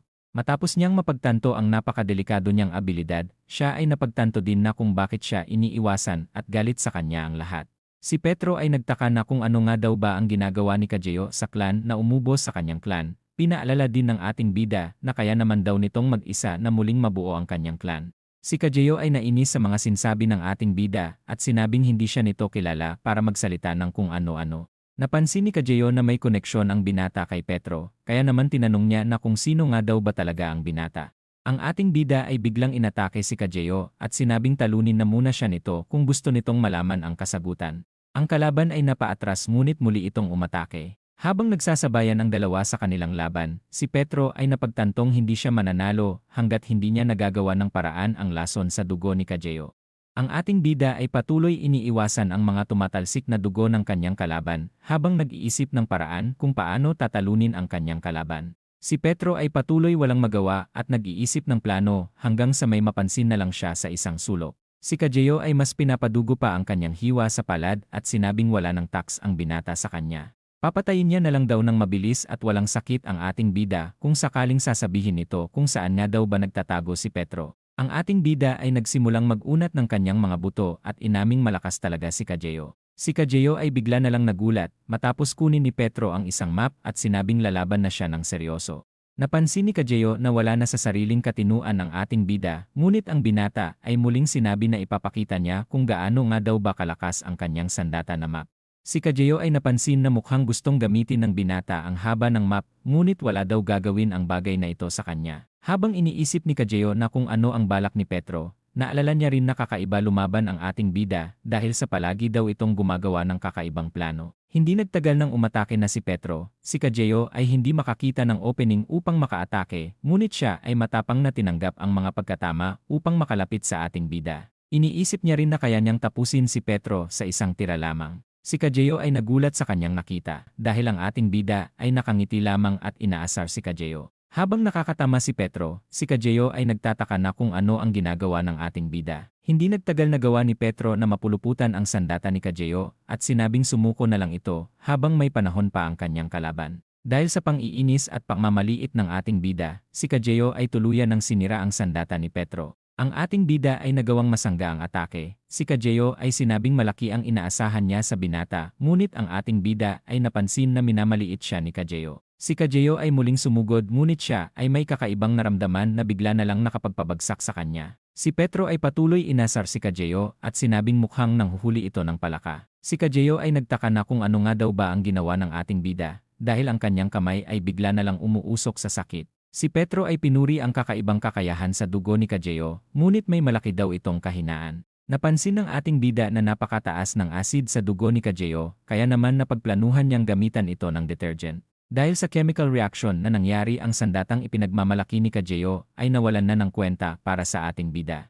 Si Kajeo ay nainis matapos niyang mahulog sa patibong ni Petro, ngunit siya ay muling sumugod dahil sa hindi niya naman daw kailangan ng dugo upang talunin daw ang isang binata. Ang dalawa ay nagulat sa kalagitnaan ng kanilang laban dahil si Yuka ay bigla na lang dumating habang pinagbabantaan ang ating bida. Si Petro ay binalaan ang dalaga na umalis na lang kung gusto pa nitong mabuhay. Si Yuka ay patuloy na inis kay Petro hanggang sa bumagsak na lang ito na ipinag-alala naman ni Kajeo. Ang binata ay nagtaka na kung bakit bumalik pa si Yuka, kaya naman ipinaalala nitong siya ang papatay sa ating bida dahil sa pangako nilang aalis na sa Glory matapos ang kanilang misyon. Si Kajeo ay muling sinabi na siya na ang papatay sa ating bida, ngunit ang naghihinalong si Yuka ay makulit pa ding pinipilit na siya ang tatapos ng kanilang misyon. Habang pinagmamasdan ni Petro ang mga nangyayari, si Kajeo ay napansin na nawawalan na ng malay ang dalaga. Ang eksena ay nalipat sa nakaraan kung saan si Kajeo ay nawawalan na ng pag-asa upang magpatuloy sa pamumuhay. Dahil sa pagdating ni Yuka sa kanyang buhay, ito ay nagbigay ng kasiyahan sa kanya upang magpatuloy sa pamumuhay. Habang sila ay masayang naglalakad at nagbabanding, si Kajeo ay napansin ang isang lalaki na hinahanap ang batang si Yuka upang umuwi na sa kanila. Hindi nagtagal ang lalaki ay bigla na lang binugbog si Kajeo dahil sa pagiging malapit nito sa batang si Yuka. Mula sa isang sulok, ang batang nobel na si Yuka ay nakita ang pambubugbog kay Kajeo. Makalipas pa ang ilang mga taon, makikitang sinasanay ang batang si Yuka upang maging susunod na leader ng kanilang clan. Habang malungkot si Kajeo sa kadahilanan na wala siyang magawa, hindi naman nagtagal nang dumating ang panahon ng kaarawan ni Yuka. Habang natutuwa si Yuka sa mga pabango na kanyang natanggap, ang mga tauhan niya naman ay napansin na mamahalin ang mga regalo. Mula sa isang sulok si Kajeo ay bigla na lang umalis at tinapon ang kanyang mumurahing pabango na regalo dahil sa hindi naman daw ito babagay sa katulad ni Yuka. Ilang sandali pa, dumating ang panahon na kung saan inambush ang kanilang clan. Habang nauubos ang kanilang mga kasamahan, si Kajeo at Yuka ay nagawang makapagtago at nagawang makatakas mula sa mga kalaban. Mula sa araw na iyon ay nagbago na ng katauhan ang maamong si Yuka. Habang sabik ang dalaga na maghiganti, si Kajeo ay nanatili sa tabi ni Yuka upang pigilan ito at laging nagpapaalala na kailangan nilang magsanay hanggang dumating na ang panahon na kaya na nilang lumaban at maghiganti. Matapos ang ilang taon na kanilang pagsasanay, si Yuka ay matagumpay na nakuha ang kanyang paghihiganti. Dahil sa kanilang ginawa sila ay naging wanted sa buong bansa. Tinanong ni Yuka na kung saan na sila pupunta kaya naman sinabi ni Kajeo na sasama siya kay Yuka saan man ito magpunta. Sa haba ng kanilang pag-uusap sila ay nagkasundo na balang araw na pumunta sa payapang lugar na kung saan walang nakakakilala sa kanila at doon magkaroon ng masayang pamumuhay. Si Yuka ay pabirong sinabi na magiging mainit sa tabing dagat, ngunit si Kajeo ay sinabing hindi gaano dahil magsisilbing lilim daw siya palagi para kay Yuka. Ang eksena ay nalipat sa kasalukuyan kung saan ang dalaga ay biglang inilabas ang pabango. Si Kajeo ay naalala na ito ang pabango na balak niyang ibigay noon kay Yuka. Nagtaka din siya na kung bakit ito nasa dalaga. Ayon kay Yuka 10 taon niya na itong hawak simula noon. Ang dalaga ay gustong maamoy ang pabango sa unang pagkakataon, kaya naman si Kajeo ay ginamit ang expired na pabango sa kanyang sarili, na ikinatuwa naman ng dalaga dahil sa bango nito. Habang inaalala ang mga panahong magkasama sila, si Yuka ay bigla na lang hinalikan si Kajeo. Habang sila ay nagkakaroon ng sweet moments, si Kajeo ay napansin ang dugo na napunta sa bunganga ni Yuka. Si Kajeo ay agad ipinalalabas ang lason na dugo, ngunit ang dalaga ay piniling mamatay na lamang sa ganitong paraan upang pagbayaran ang mga masasama niyang nagawa noon. Ilang sandali pa namatay na si Yuka na nagpaiyak ng matindi kay Kajeo. Si Kajeo ay nangako kay Yuka na tutuparin niya ang kanilang pangako, kaya naman tatapusin niya daw ang ating bida kahit na anong mangyari. Habang nagkakaroon ng matinding distraksyon sa paligid, si Kajeo at Petro ay nagpatuloy sa kanilang laban. Ang ating bida ay napansin na balagbag na makipaglaban si Kajeo at wala nang pakialam kahit na siya ay mamatay. Habang nag-iisip ng panibagong plano si Petro, si Kajeo ay patuloy sumugod hanggang sa muli na naman siyang magulat dahil sa mga fire extinguisher na ibinato ng ating bida. Si Petro ay ginamit ang mga keycard at nagawang mapasabog ang mga ito. Si Kajeo ay napansin na ginawa ito ni Petro upang mapigilan ang pagdurugo ng kanyang katawan. Habang inaalala ni Kajeo ang mga natalo niyang kalaban na pare-pareho lamang, siya ay napagtanto din na kakaiba ang binatang ito sa lahat ng kanyang nakalaban. Matapos matanggap ang isang malakas na atake, ito ay tuluyan na din namang nakapagpabagsak kay Kajeo. Tinanong ni Kajeo na kung sino nga daw ba talaga ang binata dahil sa mukhang konektado daw ito kay Petro. Si Kajeo ay napagtantong hindi na mahalaga ang kanyang tanong at sinabihang tapusin na siya ng ating bida. Si Petro ay napansin na mukhang hindi alam ni Kajeo na kung bakit inambush noon ang Wandering Sword Clan. Habang nagtataka si Kajeo sa sinasabi ng ating bida, sinabi nito na ang Glory ang may kagagawa ng pag-atake sa clan. Na ikinagulat naman ni Kajeo. Noong nakalipas na 10 taon, si Rafael ay nagsimulang maghanap ng mga bagong disipo sa iba't ibang parte ng mundo. Si Rafael ay napansin ang grupo ng Wandering Sword Blade Clan at nagkaroon ng malaking interest na masakop ito. Dahil sa hindi magawa ni Rafael na makuha ang tiwala ng nakaraang leader, siya ay nagsagawa ng plano at nakipagtulungan sa Yamato Clan na isa sa kalaban ng Wandering Sword Blade. Matapos ang pag-ambush ng mga kalaban at paghihiganti nila Yuka, si Rafael ay nahulaan ng mangyayari ang mga ito. Dahil sa kawalan ng direksyon ng patutunguhan nila Yuka, si Rafael ay madali na lang na napasali ang kasalukuyang leader ng Wandering Sword Blade sa kanyang Glory. Dahil sa mga plano ni Rafael siya ay tuluyan na ding nasakop ang Wandering Sword Blade nang hindi nalalaman nila Yuka. Si Petro ay muling sinabi na katotohanan ang kanyang mga sinasabi, ngunit hindi agad siya naniwala sa mga sinasabi ng ating bida. Ang binata ay sinabing tanungin na lang ni Kajeo ang kanyang boss na si Rafael kung hindi ito naniniwala sa kanya, na ipinagtaka naman ni Kajeo na kung paano nalaman ni Petro ang pangalan ng kanilang boss. Si Kajeo ay naalala ang nakaraan kung saan ibinigay ni Rafael ang pagiging disciple Simon kay Yuka. Napaisip si Kajeo na kung paano kung totoo ang sinasabi ng binata. Bigla na lang din siyang nainis dahil kung hindi daw dahil kay Rafael ay buhay pa si Yuka ngayon. Matapos marinig ang mga sinabi ng ating bida, si Kajeo ay hindi na napigilang mapasigaw sa matinding galit. Si Petro ay sinabing mag-relax lang muna si Kajeo dahil maaari daw itong mamatay sa tindi ng mga pinsala nito. Si Kajeo ay sinabing nasa panganib ang mga kaibigan ng binata na ipinagtaka naman ng ating bida. Sinabi ni Kajeo na nagpadala sila ng mga tauhan, kaya naman hindi magtatagal ay lulubog na ang sasakyang ito at mamamatay ang mga tao. Habang umaalis na ang mga VIP sa barko, mula sa isang sulok naman ay biglang dumating ang mga kalaban. Ang Doku Brothers ay bigla na lang nagtaas ng kamay, wala din daw silang magagawa dahil sa dami ng mga kalaban na may mga baril. Habang nag-iisip ng plano ang magkapatid, ang mga kalaban ay sinabing huwag kikilos ang dalawa dahil alam na daw nilang hindi sila mga totoong janitor. Si Yunchang ay bigla na lang nagsalita at nag-alok na ibigay ang anumang gusto ng grupo. Ang lalaki ay sinabing gusto niya lang patayin ang mga VIP, kaya naman ang magkapatid na Dokgo ay wala nang nagawa kundi ang kumilos para lumaban. Si Kajeo ay napansin na hindi pa kumikilos ang ating bida, kaya naman sinabi nitong may glory killer nang tatapos ng problema. Si Kajeo ay sinabing hindi magagawa ng ordinaryong killer na mapigilan ang mga ipinadala niyang tauhan, ngunit ang ating bida ay sinabing hindi ordinaryo ang kanyang tinutukoy. Ang eksena ay nalipat kay Simon na pinaghihiwa ang mga kalaban kasama na ang mga baril nito. Habang nagugulat ang mga tao sa paligid, ang mga kalaban ay sinabing iisa lang ang kamay nito na madali lang nilang matatalo. Ang eksena ay nalipat sa nakaraan, kung saan ang ating bida ay ipinaalala ang pinakamasaklap na pwedeng mangyari sa isang swordsman at ito ay ang maputulan ng kamay at hindi na muling makalaban pa. Si Simon ay sinabing susuko na lang siya sa kalaban sa oras na mawalan na siya ng kamay, bigla niya na lang din naisip na baka magtayo na lang siya ng noodle shop at maging tindero na lamang ng ramen. Makalipas pa ang ilang araw, sila Petro ay napansin ang ginagawang pagsasanay ni Simon na ikinagulat din naman ng ating bida dahil si Simon ay sinadyang baliin ang kanyang isang braso upang makapagsanay ng isang kamay. Ang ating bida ay nag-alala na kung totoong binali nga daw ba ni Simon ang kanyang braso, na sinang-ayunan naman ni Simon dahil seryoso daw siyang matuto ng isang kamay matapos ang mga sinabi ni Petro noong nakaraan. Nangako rin siya sa ating bida na balang araw ay mamamaster niya ang kakaibang uri ng swirling sword technique. Ang eksena ay nalipat sa kasalukuyan kung saan mabilis nang tinapos ni Simon ang mga kalaban na ikinagulat naman ni Yunchang na makita.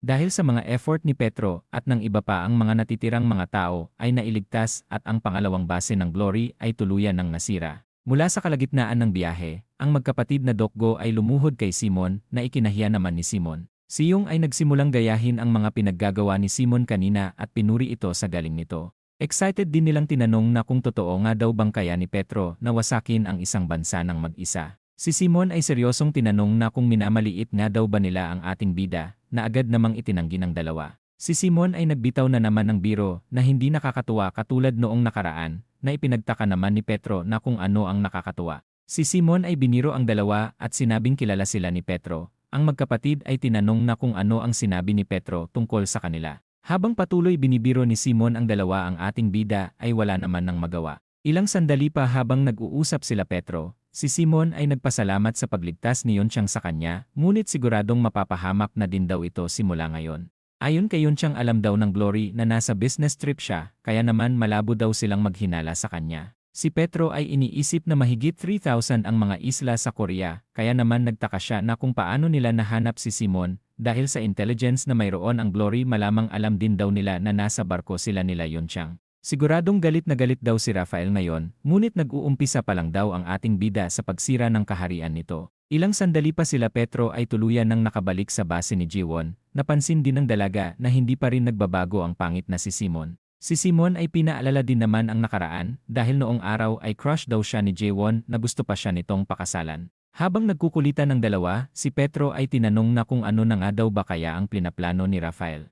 Si Petro at Jiwon ay tahimik lang na ipinagtaka ni Simon. Ayon kay Jiwon si Rafael ay gustong patayin ang ating bida at burahin ang pagiging simbolo nito ng Glory. Ang eksena ay nalipat sa nakaraan, kung saan pinupuri ni Father Gabriel ang kanyang mga disipo dahil sa mga trabahong natapos nila. Si Father Gabriel ay nagdesisyon ng buwagin ang samahan upang makapag-enjoy naman daw ang grupo sa kanya-kanya nilang buhay. Ang kasalukuyang boss ng Glory na si Rafael ay narinig ang plano at hindi sumang-ayon sa planong ito. Si Rafael ay sinabing lumalago na ng mabilis ang Glory kaya naman hindi daw pwedeng tanggalin ang 12 disciples. Si Father Gabriel ay sinabing hindi mga bagay ang 12 disciples, kaya naman deserve din daw nilang mag-enjoy sa kanilang buhay matapos iligtas ang milyon-milyong tao sa mundo. Dahil sa hindi gusto ni Rafael ang mga plano ni Father Gabriel siya ay nagpa siyang tapusin na ito at tuluyan ng kontrolin ang Glory. Dahil sa mabilis na pagkilos ni Rafael, siya ay mabilis na napalago ang Glory at naging pinaka-the best na organisasyon ng mga killers. Siya ay nagawa ding makakalap ng mga bagong disciple na pumalit sa mga nakaraang disciples. Upang tapusin na ang pundasyon ng Glory si Rafael, ay nagpa siyang patayin na si Petro, ngunit hindi pa rin ito nagtagumpay. Matapos kilabutan si Jiwon sa mahaba niyang kwento tungkol kay Rafael, siya ay nainis sa ating bida dahil sa pagdala nito ng kalabang disipo sa kanyang lugar. Ang grupo ay lumabas at pinatahimik si Jiwon dahil sa natutulog daw ang kanilang bisita. Sila Jiwon ay nag-alala kay Kajeo, ngunit si Petro ay sinugurong hindi sila atakehin ni Kajeo. Si Jiwon ay napansin na nagising na si Kajeo, nagtaka din siya dahil sa malala ang pinsala nito upang makakilos agad. Si Jiwon ay sinabing tatapusin niya na si Kajeo, ngunit muli itong pinigilan ni Petro. Matapos nilang buksan ang pintuan, sila ay nakitang wala na si Kajeo sa kinahihigaan nito kanina. Si Petro ay napagtanto din naman na malaki ang tsansa na pumunta ito sa kinaroroonan ni Rafael. Ang eksena ay nalipat sa ibang lugar kung saan nagtataka si Rafael na kung bakit hindi pa rin niya nakikita si Petro matapos nitong sirain ang dalawang lugar ng Glory. Mula sa lugar ang iba pang disciples ni Rafael ay nagsama-sama at pinag-uusapan ang ating bida. Ang dalawang disciple ay nagsimulang magkainitan, habang ang isa naman ay binalaan sila na babarilin kapag hindi sila tumahimik. Si Rafael ay inawat ang kulitan ng kanyang mga kasama at tinanong na kung bakit hindi nila magawang mahuli ang isang matandang si Petro. Sa kalagitnaan ng kanilang pag-uusap, bigla na lang may sumira ng kanilang pintuan. Ang isang disciple ay humanga sa lakas ng taong dumating at ito ay walang iba kundi si Kajeo. Si Rafael ay natuwang malaman na buhay pa si Kajeo. Nabalitaan daw ni Rafael ang pagkamatay ni Yuka. Ngunit tinanong niya rin na kung ano na nga daw ba ang nangyari kay Petro. Si Kajeo ay nainis lamang at tinanong na kung totoo nga daw ba. Si Rafael ay nagtaka na kung ano ang ibig sabihin ni Kajeo kaya naman nilinaw nito na kung si Rafael nga daw ba ang dahilan ng pag-atake at pagkaubos ng Wandering Sword Clan. Habang sinasabi na nabalitaan niyang si Rafael ang may kasalanan sa pagkamatay ni Yuka, muli niyang tinanong na kung totoo nga daw ba ang chismis na kanyang natuklasan. Habang inaalala ni Rafael ang mga sinasabi ni Kajeo, siya ay inamin din naman ang kanyang ginawa at sinabing aaminin niya rin ito balang araw sa kanila. Si Kajeo ay nag-umpisang mainis habang si Rafael naman ay pinaalala na hindi daw sana namatay si Yuka kung tinanggap lamang ni Kajeo ang pagiging disciple Simon at hindi nagtago lamang sa likod ng dalaga. Si Kajeo ay tinawag ang atensyon ng mga disciples at sinabing lumabas sila sa kwartong ito. Siya ay inihanda na din agad ang kanyang sandata at sinabing tatapusin niya ang sinumang mananatili sa kwartong ito matapos ng 20 segundo. Si Rafael ay tinanong na kung alam nga daw ba ni Kajeo ang kanyang ginagawa dahil ang mga disciples ay mukhang wala daw planong sundin ang pinag-uutos ni Kajeo. Habang minamaliit ng dalawang disciple si Kajeo sa pagkatalo nito sa matandang si Petro, ang isang disciple ay masaya namang tinawag si Kajeo upang uminom na muna ng tsaa. Dahil sa patuloy na pang-iinis ng mga disciple kay Kajeo. Siya ay nagpasyang tapusin silang lahat at tuluyan ng sumugod. Ang isang disipo ay umatake kay Kageo at sinabing napakaingay nito. Habang patuloy siyang umaatake sa kalaban, ito ay nakaiwas at sinabing alam niya na ang tungkol sa delikadong dugo ni Kageo. Sa kabila ng malubhang pinsala, si Kageo ay mabilis kumilos at handa nang tapusin ang isang disipo. Sa hindi inaasahan ang disipo ay nagawang makaiwas na ikinagulat ni Kageo. Ang isa pang disipo ay nagawang maharang ang tumalsik na dugo ni Kageo at nag-umpisang kumilos at naghanda para sumuntok na nakapagpatilapon kay Kageo ng napakalakas. Habang napagtatanto na hindi niya kayang manalo, ang disipo ay nagpatuloy para tapusin na ang laban. Ang isang disipo ay pinigilan ang dalawa at sinabing tumigil na sila bago pa niya gamitin ang kanyang mga kamay. Ang disipo ay pinapaalis ang isa pang disipo, ngunit ito ay natuwa lamang dahil sa nakakamanghang ginagawa ni Kageo para ipaghiganti ang kanyang minamahal. Si Kageo ay napagtantong hindi siya mananalo sa mga kalaban, kaya naman nag-iisip na siya na tumakas na lamang. Ilang sandali pa mula sa labas ng gusali, si Kageo ay tuluyan ng lumabas at tumakas. Si Thaddeus ay sinabing napakabuli ng lalaki, kaya naman bigla na lang umalis si Kageo. Si Philip ay sinabi din na hindi nila pwedeng hayaang makatakas si Kageo, ngunit si Raphael ay sinabing hayaan na nila itong makatakas dahil magpapakita din naman daw ito sa kanila sa hinaharap. Ilang sandali pa sa lugar, si Raphael ay nagtaka na kung paano nga daw ba nalaman ni Petro ang tungkol sa Ghost Cruise at sa nakaraan ng Wandering Sword Clan. Napagtanto niya din na siguradong may taong tumutulong sa ating bida para isagawa ang mga plano nito. Mula sa background ang isang disipo ay nalaman sa kanyang intel na nakita nila si Yonchang sa Ghost Cruise kahit na wala ito sa listahan ng mga bisita.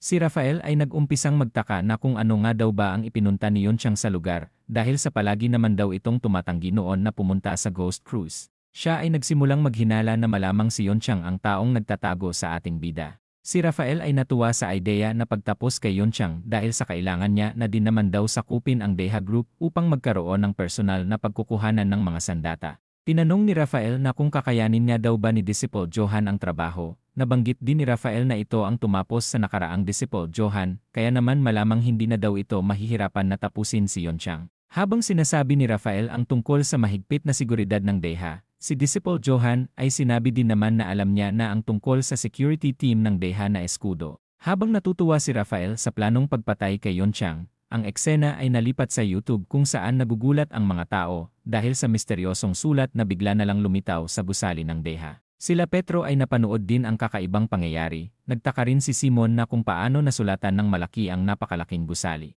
Si Jiwon ay nabanggit ang isang asasin na pumalit sa nakaraang Disciple Johan. Napagtanto rin ni Simon na ang bagong Johan daw pala ang pumatay sa nakaraang Disciple Johan na sinang-ayunan din naman ng ating bida. Ayon kay Petro, Alipid daw ang pangalan ng kasalukuyang Disciple Johan ngayon ng Glory. Ang eksena ay nalipat sa nakaraan kung saan si Alipid ay tinarget ang isang batang leader. Ang isang sundalo ay sinabing huwag mag-alala ang batang leader dahil sa parating na daw si Disciple Johan. Ilang sandali pa dumating na si Johan. Siya ay isang 59 years old na may 100% success rate sa kanyang 350 na misyon. Si Johan ay sinabing madali na lang matatapos ang kanyang misyon, na ipinagtaka naman ng batang leader. Si Johan ay inatake ang isang sundalo dahil ito daw ang assassin na balak pumatay sa batang leader. Si Alipid ay nagawang mapigilan ang atake at nagtaka na kung paano nalaman ni Johan ang kanyang balat kayo. Ayon kay Johan, may amoy ng isang killer ang lumalabas sa lalaki. Si Alipid ay nagsimulang lumayo at bigla na lang may pinindot na device na bigla na lang nagpadilim sa paligid. Dahil sa biglaang pagkamatay ng mga ilaw, ang pagdalak ng dugo ay bigla na lang din dumalak sa paligid. Si Johan ay nagsimulang bumaril upang gamitin ang flash ng baril. Ang mga sundalo ay tuluyan ng namatay habang si Alipid ay namangha din naman sa diskarteng ginamit ni Johan. Si Johan ay nagsimulang pumunta sa nahulog na night vision at agad itong ginamit para makita si Alipid. Si Johan ay nagsimulang tanggalin ang kanyang sapatos upang mabawasan ang ingay ng kanyang footstep. Si Johan ay nag-umpisang kabahan dahil sa kakaiba niyang nararamdaman para sa kanyang kalaban dahil sa wala siyang ingay na marinig sa paligid. Siya ay bigla na lang din nagulat sa kanyang nakitang lumulutang na patalim. Si Johan ay bigla na lang din napuruhan at bigla na lang napaputok ng baril upang makita ang paligid. Dahil sa hindi niya makita si Alipid, si Johan ay nagsimulang kabahan. Si Alipid ay nagsimulang magsalita na lumilitaw sa iba't ibang parte ng lugar hanggang sa umatake na lang si Alipid para tapusin na si Johan. Ang eksena ay nalipat kanila Petro kung saan tinitignan nila ang tungkol sa impormasyon ng pagkamatay ng nakaraang Disciple Johan. Si Simon ay nag-umpisang mainis dahil sa hindi daw madaling patayin si Johan, ngunit si Jaewon ay sinabing misteryo pa rin ang pagkamatay ni Johan sa kamay ni Alipid. Ayon kay Petro 100% ang success rate ni Alipid, kaya naman siguradong nasa seryosong panganib daw ang target nito. Si Simon ay nagsimulang kumilos para hanapin si Alipid habang si Petro ay binanggit din naman na laging pinapaalam ni Alipid ang tungkol sa kanyang pagpatay bago nito tapusin ang kanyang target.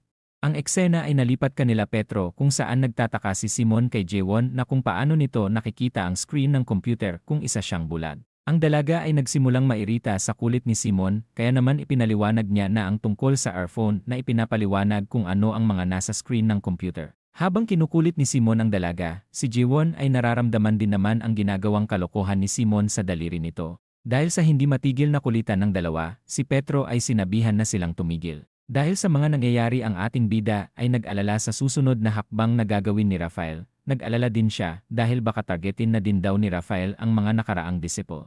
Ayon kay Petro malaki ang tsansa na hinahanap na ni Rafael ang mga nakaraang disipo upang patayin sila, kaya naman inutusan niya si Simon na hanapin ang ibang disipo bago pa sila maunahan ng Glory. Si Simon ay sinabing hindi siya nag-aalala sa ibang nakaraang disipo dahil sa kaya naman daw nilang protektahan ang kanilang sarili, ngunit gagawin niya pa din naman daw ang kanyang makakaya upang mahanap ang iba pa. Ilang sandali pa, si Simon ay tuluyan ng nagpapaalam kila Petro. Habang sinasabi na dadalhin niya ang iba nilang kasamahan, ang eksena ay nalipat sa Deha kung saan nag-alala si Petro para sa kalagayan ni Yonchang. Si Petro ay ipinakilala si Jewon sa grupo bilang kanyang mentor at sinabing ito ang kanyang guardian na isa ding magaling na hacker. Si Jewon ay nagtaka na kung bakit kay Songu humingi ng tulong si Yonchang kahit na isa itong miyembro ng Glory. Ayon kay Yonchang nalaman niyang mapagkakatiwalaan niya ang binata matapos niyang makasama ito sa Ghost Cruise. Si Yonchang ay inaasahan na din daw na balak siyang ipapatay ni Rafael upang makuha ang kontrol ng Deha. Dahil sa matinding stress na nararamdaman ni Yonchang, sila Petro ay tuluyan ng nagpaalam upang makapagpahinga ang chairman.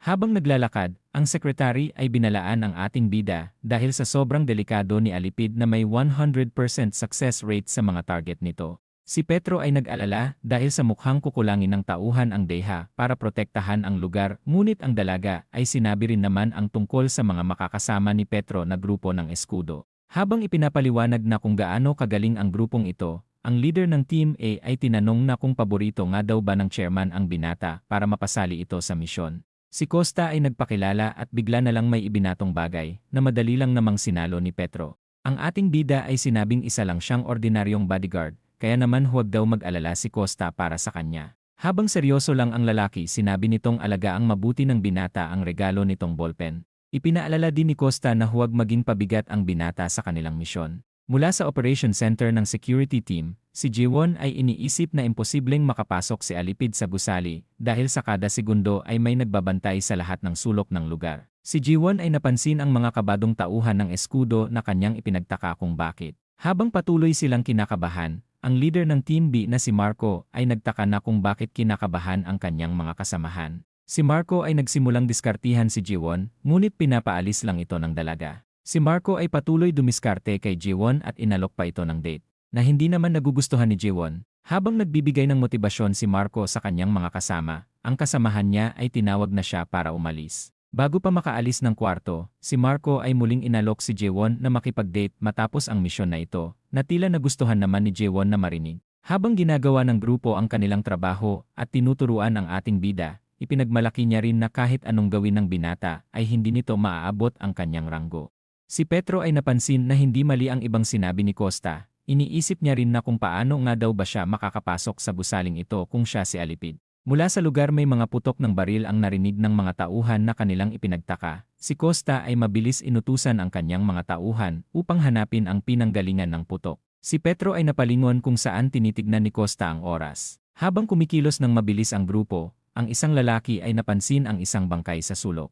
Ang lalaki ay hindi agad nakilala ang lalaking namatay dahil sa wala naman daw itong ulo. Si Petro ay nakarating na rin sa lugar, ngunit ang isang lalaki ay bigla na lang nagulat sa kanyang nakita dahil ang taong namatay ay ang team leader na si Marco. Habang nagtataka na kung paano nakapasok si Alipid para pumatay ng kanilang tauhan, si Petro ay iniisip din naman na pareho sila ng iniisip ni Alipid kung paano makakapasok sa gusaling ito. Si Petro ay sinabing nalaman niya ang binabalak ni Alipid, na ipinagtaka naman ni Costa. Ayon kay Petro, imposibleng makapasok si Alipid sa gusaling ito sa ngayon, na ipinagtaka ni Costa. Ayon sa ating bida, 2 araw na simula noong walang outsider na pumapasok sa gusaling ito, Kaya naman malamang isa daw si Alipid sa kanila na nagbabalat kayo bilang trabahador sa gusaling ito. Ang grupo ay biglang nakatanggap ng video mula sa kanilang group chat na ikinagulat ng ating bida. Mula sa video may isang lalaki ang tumatakbo na walang iba kundi si Marco. Mula sa madilim na parte ng sulok bigla na lang hinila si Marco. Matapos putulin ang ulo ng lalaki, may misteryosong tao ang lumapit sa kamera na kanila namang ikinagulat. Ang ulo ay ipinakita ni Alipid sa kamera at may nakasulat na paghahamon para sa matandang si Petro.